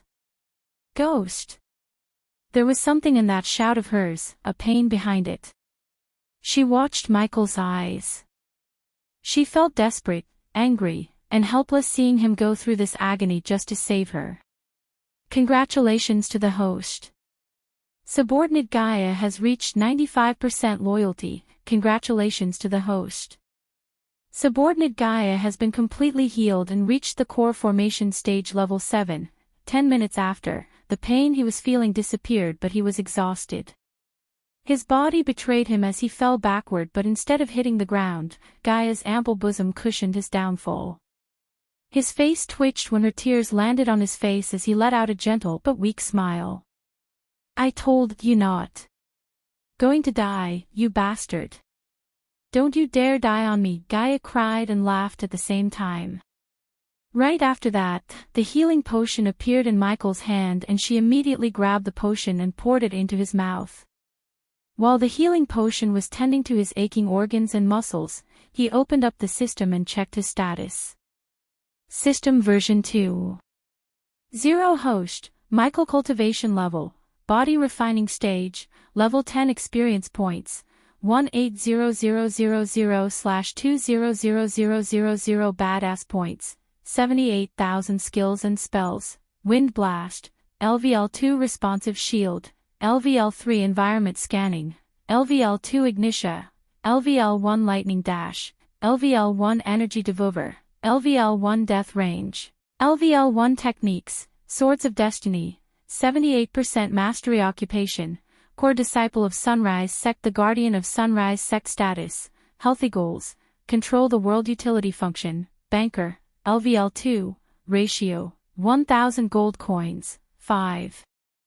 Badass Points, Wealth, 685,000 Gold Special Trait, 5-star Alchemist Subordinates, Gaia, Loyalty Level 95%, Base of Operation, Sunrise Sect. The number of experience points and the badass points eased his pain. The trip to the Phoenix Island is absolutely worth it. He exited the system with an elevated mood, disregarding the fact that he just made an enemy out of Julius and probably the pink-robed disciples' families or sect. After exiting the system, Gaia's smiling face welcomed him. She removed the mask and stood before him with her real face. She was extremely beautiful even when she was just a mortal, but now, she reached another level in terms of beauty and elegance. How are you feeling? How are you feeling?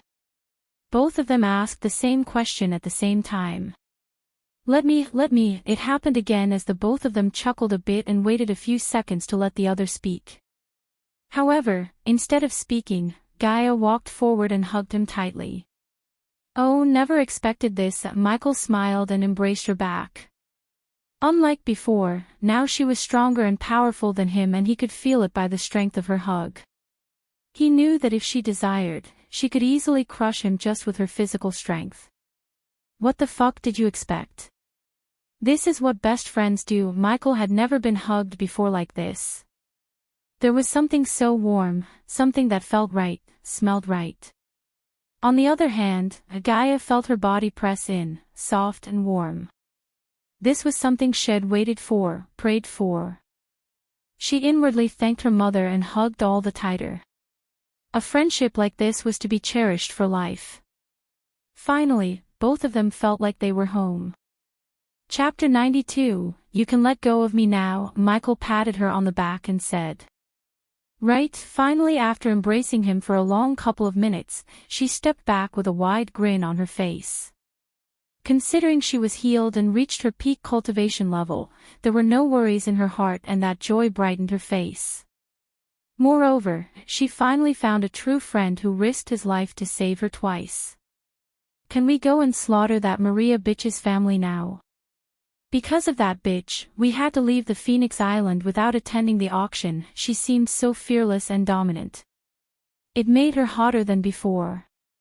Geez, cool down. Yes, you're healed, but it doesn't mean you can go running around the kingdom killing people. Instead of using the flying sword, Michael felt like taking a walk through the forest as Gaia walked beside him. You're right, that Sonali bitch has wider reach now since she joined the Guardians. She gritted her teeth and said, "What happened back on the island after I left you anyways?" Sigh, with a long heave of sigh, Gaia began to narrate the events that happened with Maria and her group. He silently listened to her without asking a question. While hearing her story, he was mad at Julius and his incompetence in enforcing the rules than Maria and her friends. Julius prevented not only Maria and her friends from attacking Gaia, but he also tried to stop him from killing Maria, who was the main reason for what happened to Gaia. Just a few moments before Michael started to kill Maria's group, Julius was working on a new deal with a group of people from the Azure continent and failed to seal the deal. Julius was already frustrated by this, and how Michael acted in front of him made him even more furious. He tried to take that frustration on Michael, but he ultimately failed to do so. The fact we left Phoenix with empty hands is making me furious, thought. She vented her anger on the old log on the ground by kicking it. The log of wood instantly broke into pieces and surprised Michael with her strength. Soon, a grin appeared on his face as he stopped walking. "What's so funny?" Seeing the grin on his face, she asked and saw an old book appear in his hand. "Who said we left Phoenix with empty hands?" She curiously grabbed the book and opened it to see worn-out yellow pages. The words made little sense as they were written in an ancient language. She continued to rummage through the book, but she couldn't find anything interesting about the book. "Please tell me you didn't spend a fortune on this." She shut the book frustrated and stared at Michael. "No, I did not, just 5,000 coins, what? Why?" Although 5,000 coins weren't much, there was no way this old book in her hand worth that price. "System, show me its secrets." Michael had zero worries about the book because he knew the book is worth more than mere 5,000 gold coins. 1,000 badass points to reveal the book's secret, again. "I already paid you 4,000 badass points." The system didn't even sound like asking, but instead it sounded more like demanding. When it comes to the system's tricks like this, he felt so helpless.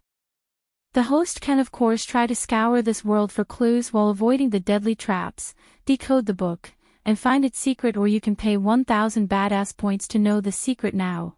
This is better be worth it. Is that a yes? Yes, he gritted his teeth and said yes to the haughty system. Loading. The system entered into the loading screen as he patiently waited for the system to finish decoding the book. Surprisingly, it only took 15 seconds for the system to work its magic on the book, bleed on the book to reveal its secrets. He sighed and exited the system.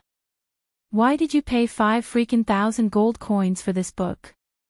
Didn't I tell you that place is filled with swindlers?" She yelled at him like his mother as he grabbed the book from her hand with a smirk. Then a small crack of lightning appeared from the tip of his finger and cut his palm. "What are you doing?" He didn't answer her but let his blood flow onto the book. Zzzzzzh. Suddenly the book let out an unearthly humming and began to vibrate while making their surroundings darker and darker. Ha! Michael's eyes opened wide when he saw a familiar symbol appear on the book's cover, L. Soon, a puff of smoke emerged from the book and transformed into a key and an old piece of paper. "What is it?" Gaia grabbed the piece of paper while Michael grabbed the key and put the book back into the system's storage. She then opened the piece of paper and stared at it. "Human, it's a map of the dark forest." Her face became clouded when she mentioned the dark forest. He could see the gloominess in her eyes, and the words dark forest alone irked him differently as he couldn't describe the feeling. "Is it pointing towards somewhere?" "Yes, to the middle of the dark forest." He took the paper from her hand and saw the symbol of L marked on the middle of the dark forest. The mark of L piqued his curiosity because it seemed like the exact L he left after killing the wanted criminals as Lucifer. He couldn't believe this is a coincidence and wanted to go to the place on the map. Let's go there now, human no. Gaia quickly grabbed his hand and stopped him. Her tone was filled with unwillingness and terror. Why? Are you afraid of the dark forest? Who doesn't? Even the most powerful cultivators avoid that evil place. As usual, Abraz was taught nothing about the dark forest and Michael had to depend on Gaia to know more about the dark forest. And why is that? Normally she would make fun of him for having a lack of knowledge and self-praise her before answering him, but now, she looked like she is not in the mood for jokes. Because that forest is evil and haunted as hell. Only a few entered the dark forest and they never came out of the forest alive except 1 inch. What happened to him? He lost his mind and killed himself a few days after. That's what happened. Interesting, let's talk more on the way, Michael said and took out the flying sword. The fuck? Didn't you hear what I just said? She tried to stop him but he already jumped on the flying sword ready to fly towards the dark forest. If you are so afraid then you can go to the sect and wait for me, he said, but he knew she would come with him despite her fear of the dark forest. Normally he would have also felt reluctant to enter this place after hearing Gaia's warning, but the symbol L piqued his curiosity and the abundance of badass points gave him the courage to do so. She breathed heavily and looked hesitant to jump on the flying sword. Yet, after a few moments, she gritted her teeth and decided to venture into the dark forest with him. It'll definitely haunt your ass forever if I die there. You can't haunt the ghost, ha ha ha, he chuckled and took off with Gaia. Luckily the system marked the location of the L in his environmental scanning map and therefore, he didn't need Gaia to show the way. Hey, where did you learn to fly like this? She had to hug him from behind not to fall down because of his flying speed. They flew like a bolt of lightning. From Sadie, Gaia pinched him when she heard his answer, making him laugh out aloud. If I see you banging that slut again, I will burn her alive. Why? Are you jealous? Because I don't like her, you jerk. Do you know a way to hide your cultivation level? At least until you reach the core strengthening stage. Obviously, it would raise questions if a mortal girl turns into a core formation stage cultivator in a single day, and Michael didn't want to attract the attention of the Guardians or Zenali. I know a spell that would mask my current cultivation level and make me look like a body refining stage cultivator. How reliable is this spell? Can Zenali or anyone find out your real cultivation level? Don't worry, it's an epic class spell. Only cultivators above the soul refining stage can see through the spell. Great, I will tell the people that I gave you a 10,000 years old black lotus to revitalize your meridians and increase your cultivation level. Makes sense, as an alchemist he knew the medicinal qualities of all the herbs in this world and black lotus was a rare flower that's used to revitalize the meridians. It would transform a mediocre cultivator into a genius. By the way, human, how did you heal me? I transferred some of my soul energy into your meridians and nearly died. Oh. She embraced him more tightly, thinking about what he did for her. Thank you, human. Chapter 93, there it is, the dark forest. After a few hours of flying away, the dark forest appeared in their eyes. Gaia stuttered in fear and Michael didn't blame her because the sight freaked him out too. He halted flying and floated there without moving any further. When Gaia said dark forest, he didn't expect the forest to be literally dark. Back on Earth, the tallest tree was 115 meters tall, and in the dark forest, each tree seemed 100 to 150 meters tall. Each tree looked gigantic and the mist around the dark forest gave out a dreary atmosphere. Above the dark forest, the stormy clouds and cracks of lightning added another layer of terror to the forest. There was nothing beautiful about this forest but terror. Human, do we really have to enter that evil place? Can't we just go back and call it a day? He had never seen her terrified like this before, as she was shivering, stuttering, and sweating continuously. He was familiar with Gaia's symptoms. If you are so afraid, hold me tight, he said and slowly flew forward as clasps of thunder reverberated the area. Warning! The firewall is failing. Ah! What? Suddenly he heard Gaia scream and the warning sound from the system in his mind and quickly stopped moving forward. He then turned back and saw her mouth stuttering like she was in an extremely cold place. I saw something. Saw what? What the? He too saw something flash across him and disappear. Warning. The firewall is failing. Recommend the host to leave the area as soon as possible. The system found high traces of fear toxin in the air. Shit. The moment he heard the word fear toxin, he turned back and bolted out of the white mist. Ooh.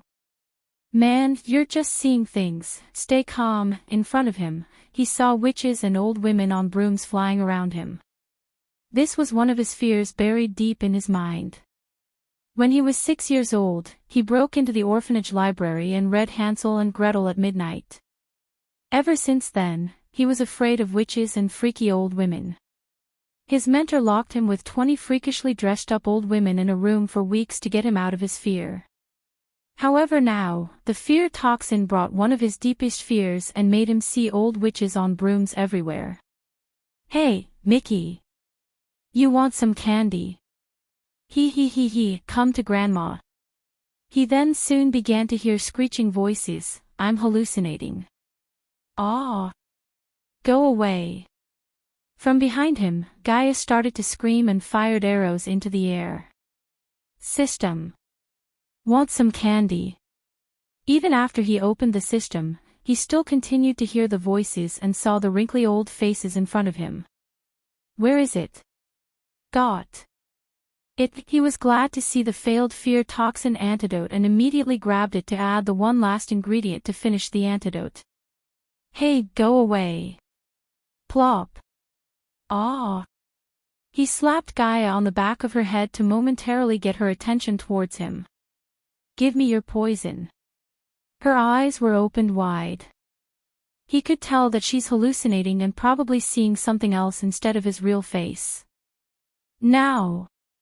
Because of the firewall, he was able to remain mostly sane. Fortunately, his shout snapped out of her hallucination for a second and it was enough for her to retrieve and give him a tiny vial that contains her position. He didn't waste any time as he immediately poured the dark green poison into the antidote vial. The poison reacted with the rest of the antidote and let out a boiling sound. Just as she was about to completely lose her mind and aim her arrow at him, he poured the antidote into her mouth and forced her to swallow. Only then did he drink the antidote because he didn't want Gaia, a core formation level warrior, to go berserk on him in midair. Following the intake of the antidote, the old witches on brooms started to disappear from his sight one by one. Come out, you ugly fucking lizards, she screamed and continued to fire arrows at nothing but air. Stop, it's all right. Both of them stood on the flying swords for a couple of minutes before the effects of the fear toxin completely disappeared. Gaia slowly lowered her bow and started to see things clearly. What the fuck just happened? I told you bastard not to come here, let's get the fuck out of here before it's too late, she urged him and grabbed his hand to fly away, but instead of flying away from the dark forest, he flew straight towards it. Hey! Stop! Just shut up and come with me. Despite her strong protest, he didn't back off because after being affected by the fear toxin, his curiosity reached the next level. He didn't activate the lightning dash but flew slowly and cautiously, expecting more traps. We were poisoned and hallucinated, didn't we? Gaia asked and tightly grasped her bow. Yes, and we won't be poisoned again. I know all the poisons there is to know, but I have never seen such a dangerous poison. Good thing you had an antidote in hand, and speaking of which, did you ask for my poison? Her memories when she was affected by the fear toxin were still blurry, but she could vaguely remember him asking her poison. Your poison is the last ingredient I needed to finish the antidote. That means you were trying to create an antidote way before today, and you must have known about this poison, right? No one can create an antidote without having the full knowledge about the poison. How the hell did you know? Because I created it, the fear toxin. His grave voice stunned her for a moment. You created it? Are you from the freaking dark forest? Is that why you have no knowledge about the outside world? Are you really a human or a fucking spirit? Holy shit, that's why you call yourself Ghost. She fired questions like arrows while Michael slowly passed through the outskirts and entered the dark forest. She became silent when they entered the dark forest. There was no sunlight or any light passing through the monstrous blackish trees and the thick canopy. The day became night, a misty bluish night as they slowly flew towards the owl that was on the map. I can't believe him in the dark forest, she vigilantly looked around and whispered. Kah. The sudden sound of a crow halted their flying, and when they looked up in the direction of the sound, they vaguely saw a gigantic crow with blood-red eyes through the mist. Shit, just a second after, there were hundreds of blood-red eyes staring at them through the mist and sending a chill through their spines. What shocked them most was all these gigantic crows were at the body refining stage, and Michael could even see a body refining stage level 9 crow among them. Even the crows are at the body refining stage, and this is just the border of the forest, she whispered, and didn't make any sudden movements to startle the crows. The crows slowly turned their heads and watched them while they were flying forward like sentries. The more they fly into the forest, the more dark and gloomy it got. The bone-chilling breeze, an ominous smell, gigantic webs of spiders, and occasional rattling sounds accompanied them through the forest. Hey, look down, Bones. Through the darkness, Michael looked down to see Bones lying around the ground. How far do we have to fly? She questioned. Not far, we are near. In the environmental map, he could see he's getting closer to the mark, but in front of him, there was nothing but giant trees. We are at the mark. He didn't land as the ground was filled with thick interwoven roots and which seemed like a net of thorns. But there's nothing here. She was having mixed emotions. On the one hand, she was glad that there's nothing here, she could get off this evil place, and on the other hand, she was disappointed as she expected something more dramatic to happen. The key. Michael remembered the key and retrieved it back from his system storage. A few moments after he took out the key vibrated and let out a humming sound, but soon, the key stopped vibrating and remained still in his hand. That was weird. Human, take out that book. It was also Michael's thought as he took out the book. Boom. The moment the book came out of his storage, a loud booming sound echoed through the forest and made all the crows in the distance fly away. Soon, they noticed the roots above the ground, and the mesh of thorns slowly moved away to reveal a black metal door with the mark L on it. I think that's the place. Gaia pointed out the door as the door let out a creaking sound and slowly opened. Both Michael and Gaia didn't utter a word, but they descended and flew down through the door. After flying down for a couple of minutes, they finally saw the ground and landed on the cold floor. Chapter 94. After stepping down from the flying sword, he shifted his attention to his surroundings and began to look around. Creak. Right after a few seconds, the door above them let out a creaking noise and closed itself. Fuck, now we are stuck, she cursed and menacingly looked at Michael like he was to blame for all this. Spit it out. Did you build this place too without telling me? What are you talking about? The fear toxin is my own creation. I don't know how it ended up here in such a large amount. The air was filled with fear toxin. Gaia deeply sighed and said, obviously you were only thinking that you created it first, but someone or something created it way before you. That seems to be the case, he said, and began to walk forward while thinking about the fear toxin in the air and the mark of L on the door. The fear toxin, the mark of L, and everything in this dark forest seemed like they were all connected to his other persona, Lucifer. Gaia conjured a ball of green fire to light their way. While walking into what seemed to be like an underground shelter, they noticed the surrounding walls around them have dense cracks on them, and several stone columns already collapsed. It was clear that this place has already corroded by time. From the looks of things around them, Gaia was pretty sure that there is no treasure around them. However, she sensed the high density of arch energy as it was at least several times stronger than the outside. This place is perfect for cultivation. I think, whatever this place is has some kind of mechanism to increase the density of the arch energy. Michael nodded blankly and kept walking. He was more concerned about how the dark forest has the fear toxin and the mark of Lucifer. He followed the path in front of him and walked for quite a while until he saw a spacious hall with a large circular table in the middle. "Welcome, Lord Lucifer," suddenly a deep voice appeared. Both of them were shocked.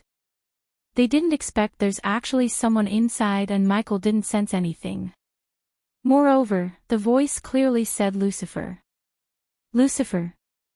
Gaia was confused and prepared for a battle as black smoke started to emerge from the table before them. Soon, the black smoke transformed into a middle-aged man. He floated above the table and then, he raised his hands and lit the torches around them. Michael tried to sense the cultivation level of the apparition before him, but he simply failed, and Gaia was not an exception. "Who are you?" "Lord Lucifer, I'm Damien Duke, the last member of the Order of Death. This is the recording I made in the year of Procavia, star position Squalus, 3,000 years ago." Gaia instantly recognized the year the recording was made. She was stunned, and so was Michael. "We lost the war with the Guardians, the Supreme Guardian, and the Elder Guardians killed all of my brothers and sisters. They destroyed all of our hideouts, and this is the last one, but they won't find this one, as I made sure of it," Damien Duke said, and Michael could see the anger and sadness in Damien's eyes. "If you're seeing this, it means the prophecy has begun. From the ashes of the Order, Lord Lucifer will rise, and with Lord Lucifer, the Order will once again rule the world." There was a fire in Damien's eyes when he spoke the words. "Lord Lucifer, the Abyss will serve you as your home.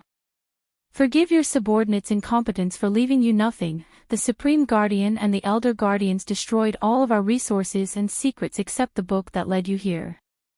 It's not much, but with the help of the book, you can rebuild the Order to serve you in your path against the Guardians and your enemies." Michael looked at the old book in his hand, and then he noticed the hollow that was shaped like this book on the table.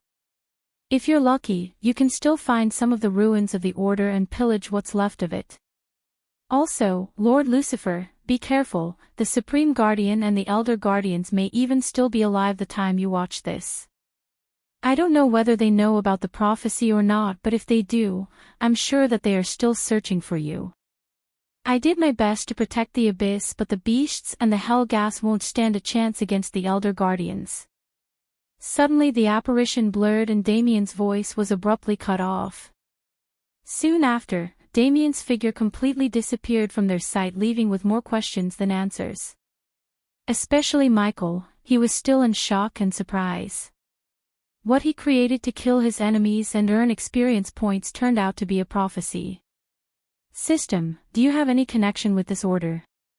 And how did they know about me 3,000 years ago?"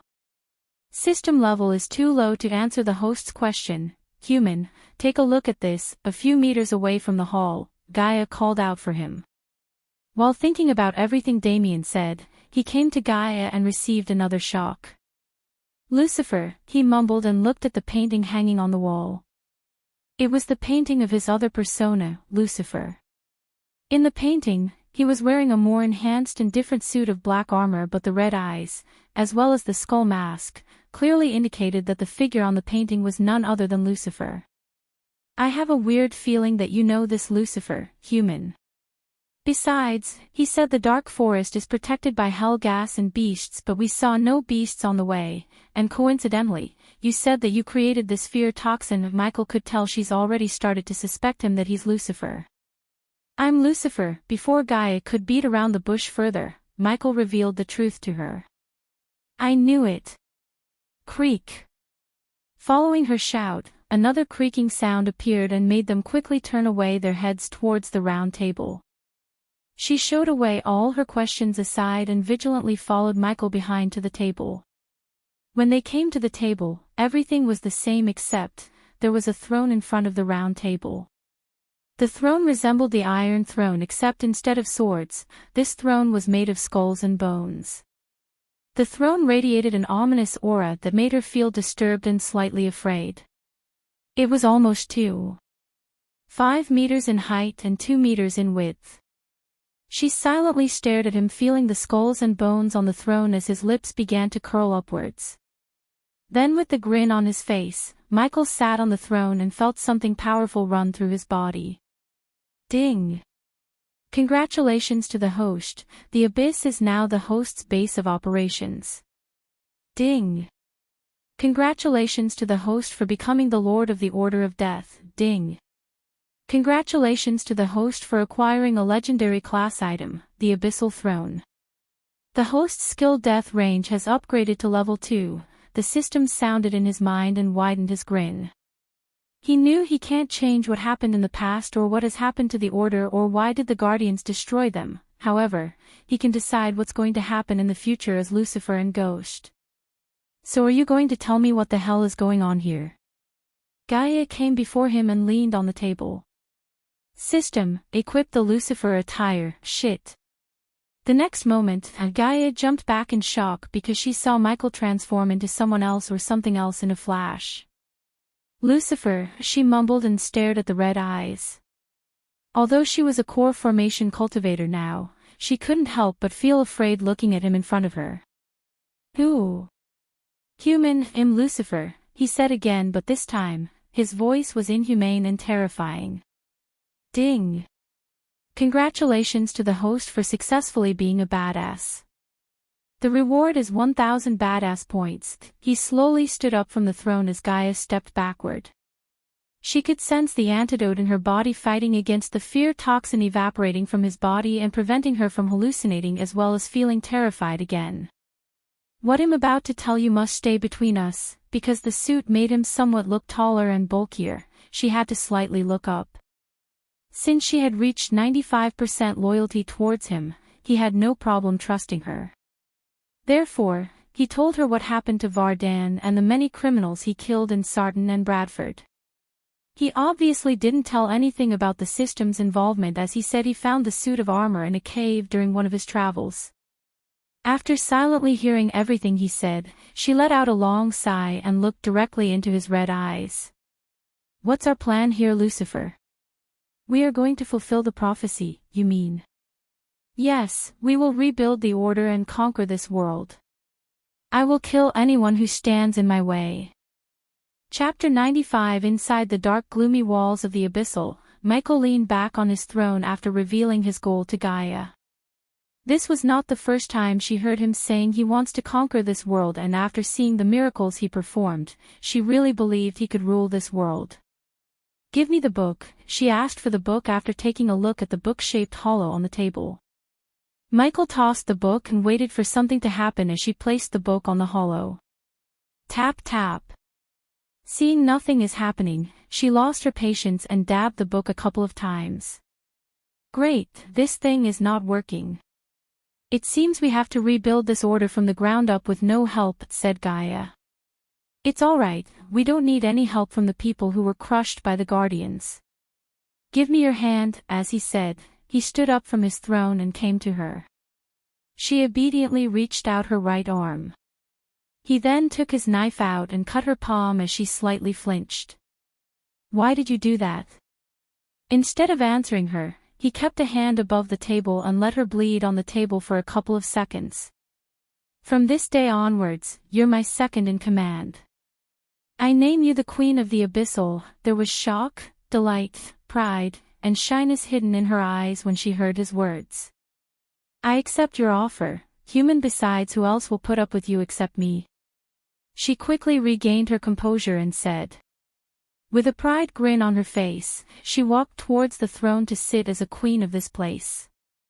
However, when she was about to place her butt on the throne, she was kicked away by a sudden force that emanated from the throne. The force was so great that she lost her balance and came flailing towards Michael. It seems you have bad luck with thrones, her hands wrapped around his chest as she could feel his hot breath. For a few moments, she lost herself looking into his red eye and he lost himself looking into her radiant black eyes. He had never been in love or shared his life with anyone else before, but something about this girl attracted him towards her like a magnet. She was beautiful, brave, witty, moreover, she was loyal to him. Both of them remained still very closer to each other, letting their hearts rule their emotions rather than their brains. HHRRGGR, Michael cleared his throat and stepped back. She quickly tried to hide the red blush on her. Ill. Go and check the place out. This was the first time he had seen her blush, and before he could fully digest this rare sight, she ran away from the hall. Back inside the Black Skull, Michael also gently smiled and went back to his throne. Look what I found. After staying out of his sight for almost half an hour, she came back fiddling with 2 identical silver rings. Why are you still on that creepy chair? Never mind, see this, since she couldn't sit on the throne, it became just a creepy chair to her. She tossed one ring to him and kept the other. A space ring. Where did you find it? Not a space ring, human, an interlinked space ring. Anything you store in one ring can be accessed from the other. These space rings are extremely hard to forge, and these are not even marked, which means no one used them before. Considering she recovered her cultivation, it was time for him to give the resources she needs to cultivate as well as keep maintaining her lifestyle.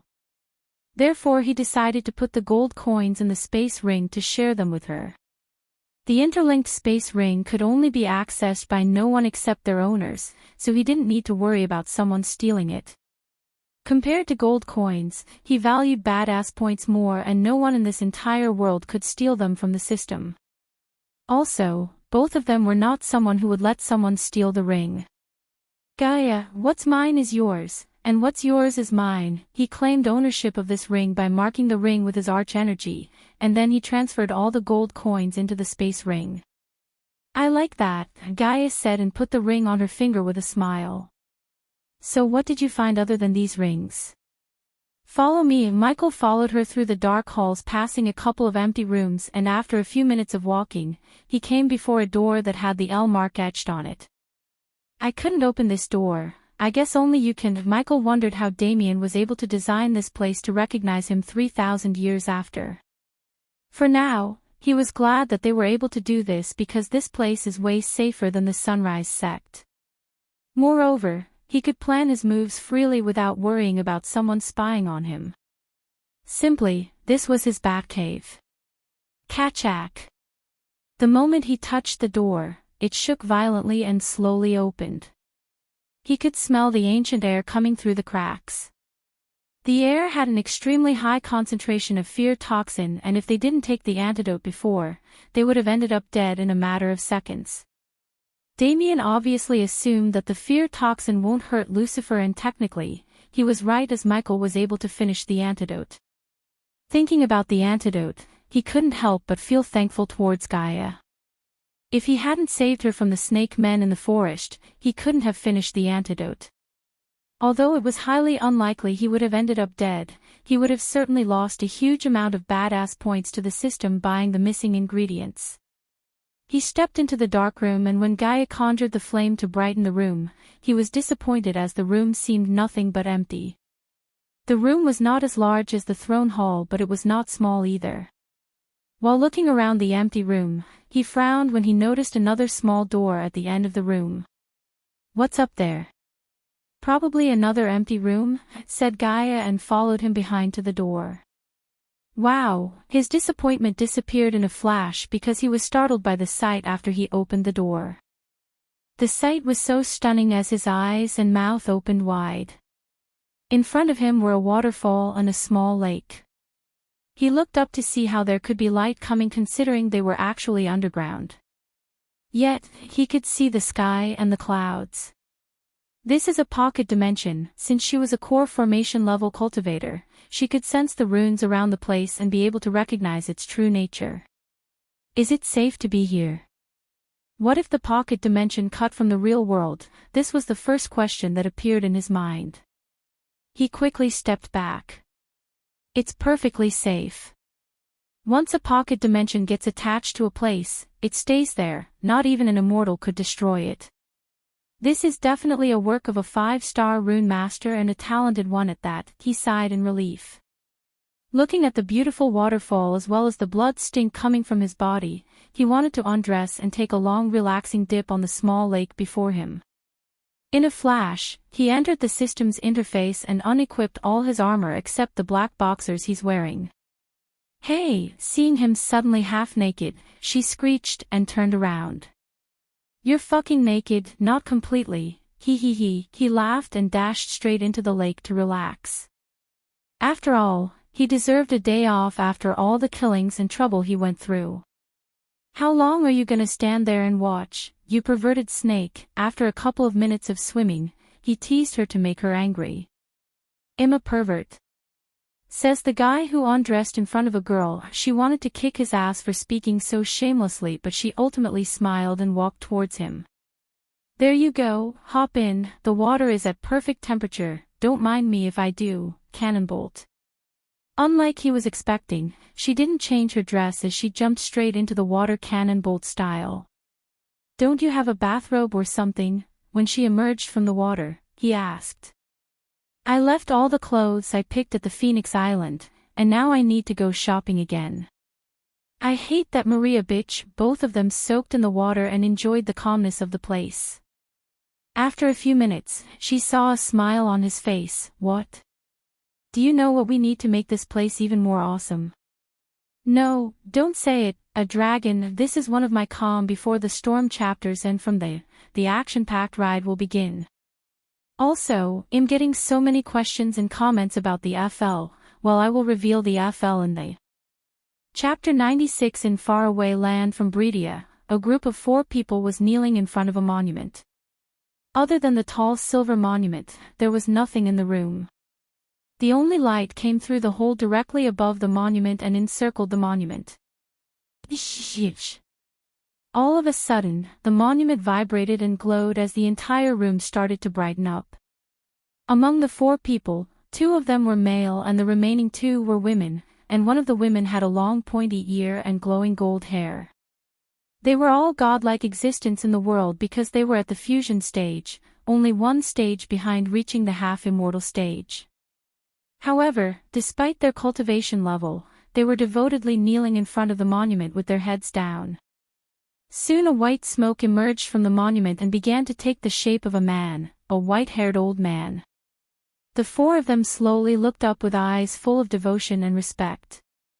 "Elder Guardian," the 4 of them said in harmony as the old man let out a weak smile.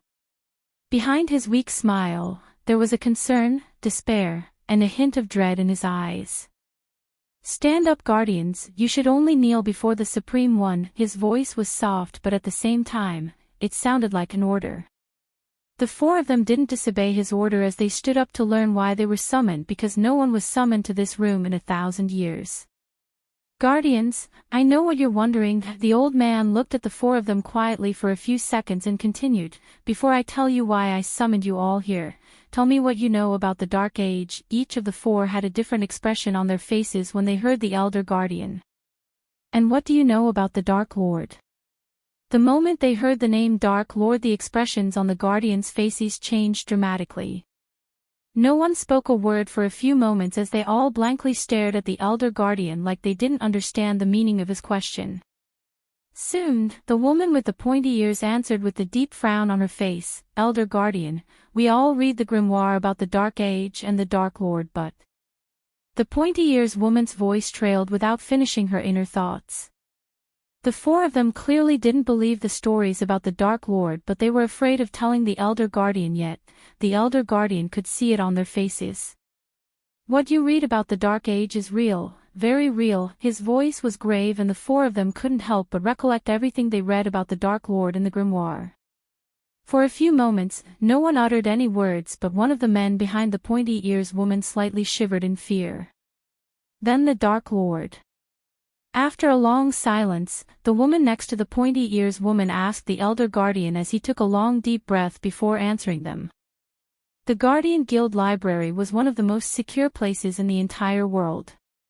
The library was separated into 4 levels, but only a few knew that there's another level, a 5th level. Apart from the 4 guardians in this room, there were only 5 powerful people who had access to the 5th level in the library. Unlike the other levels, the 5th level had no spell scrolls or skill books, but it had just one book, the grimoire.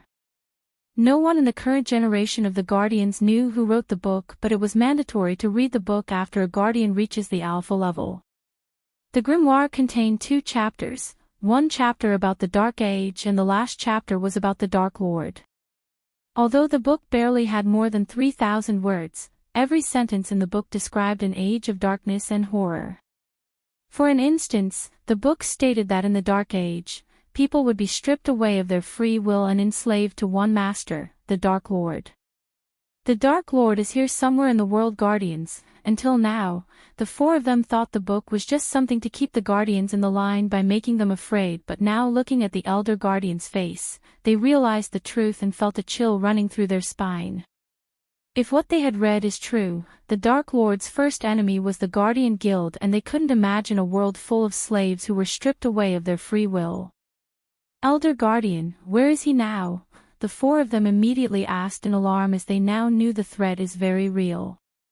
I cannot sense his location. Something or someone is preventing me from sensing his location. However, I can sense his powers grow by each day, and he's already gained a powerful ally to aid him in his war with us. Elder Guardian, how can we help you? Just say the word. The entire Hunter Guardians are at your disposal. The pointy-ears woman put her hand on the chest and said. The Sorcerer Guardians are ready to serve justice.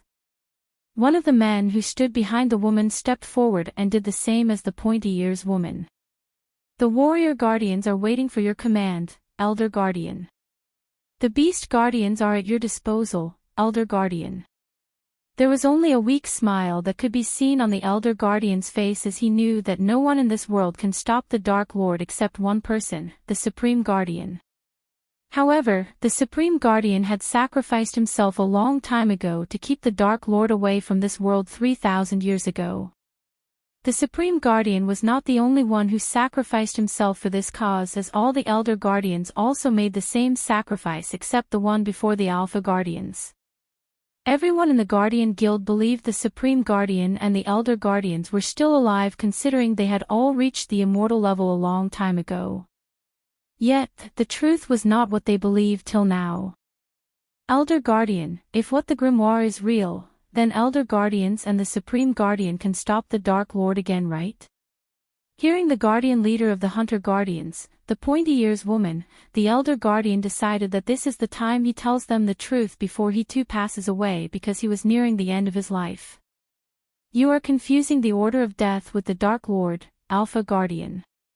3,000 years ago, we stopped the Order of Death, a cult with the purpose of serving the Dark Lord in his way to world domination. It's time you know the secrets we kept from the Guardian Guild all these years. Until 3,000 years ago, the world was controlled by a dark cult. They called themselves the Order of Death. They had people everywhere, even in the Guardian Guild. The four of them were momentarily stunned by the words of the Elder Guardian, because the Guardian Guild was the hardest guild to get into, as they had numerous ways to test one's intention and purpose before making someone a guardian. Therefore, when they heard the Guardian Guild was infiltrated by the Order of Death 3,000 years ago, they realized the true power and the reach of this cult. It took us almost 100 years to find out all the members of the cult before waging war on them. We lost many Elder Guardians in the war, but eventually, because of the Supreme Guardian, we killed all the cultists and destroyed everything they had. However, after we dismantled the cult, we eventually discovered that the cult believed, in the future, someone with godly powers will appear and begin the Age of Darkness. The Supreme Guardian called that someone the Dark Lord. For many years after the war, the Supreme Guardian went such lengths to confirm the information about the Dark Lord. There was a small pause in the Elder Guardian's voice as his mind recalled that day the Supreme Guardian shared what he found. That was the day the Elder Guardians had seen the Supreme Guardian frightened for the first time in their life. Even when he fought the leader of the Order, Valerin, the Supreme Guardian wasn't afraid, but that day, they saw the fear of God in his eyes. The grimoire you read is not just a book. It's the last words of the Supreme Guardian himself. The words that came out of the Elder Guardian stunned the rest of them, because they didn't expect the grimoire was written by their leader, the Supreme Guardian. And what shocked them most was the last part of what he said. Elder Guardian. Yes, the Supreme Guardian is not with us, not for 3 last millennials. And in the last living Elder Guardian, the day got even worse as they received another blow to their heart by the Elder Guardian. They didn't even know how to react to this grave news. Without the Supreme Guardian, how are we going to face the Dark Lord, Elder Guardian? Please guide us." The pointy-ears woman imminently dropped to her knees and pleaded, and soon, they all dropped to their knees because they didn't underestimate the upcoming threat, a threat that was not only to the Guardians but to the entire world. "You cannot face the Dark Lord alone. There's only one person who could defeat the Dark Lord. Who is he, Elder Guardian?" "My hunters will scour this world to find him, the Alpha Guardian of the Hunter Guardians," the pointy-ears woman said with the newfound hope in her voice. "The ring left behind by the Supreme Guardian has already found its new master. I can sense he's still young and he's in the Elon continent. Find him, find your new Supreme Guardian before the Dark Lord. The fate of the world is now resting on that youngster's shoulder." This was the Elder Guardian's last words before he vanished from their sight, and with this began the search for the new Supreme Guardian. At this moment, they had only heard very little about the Dark Lord and the Dark Age because the Supreme Guardian didn't write everything he had seen in the future. What he wrote and mentioned about the Dark Lord was just the tip of the huge iceberg. 3,000 years ago, he knew if he had written everything he knew, the future generations would have lost all their hope and courage to fight the Dark Lord and his army.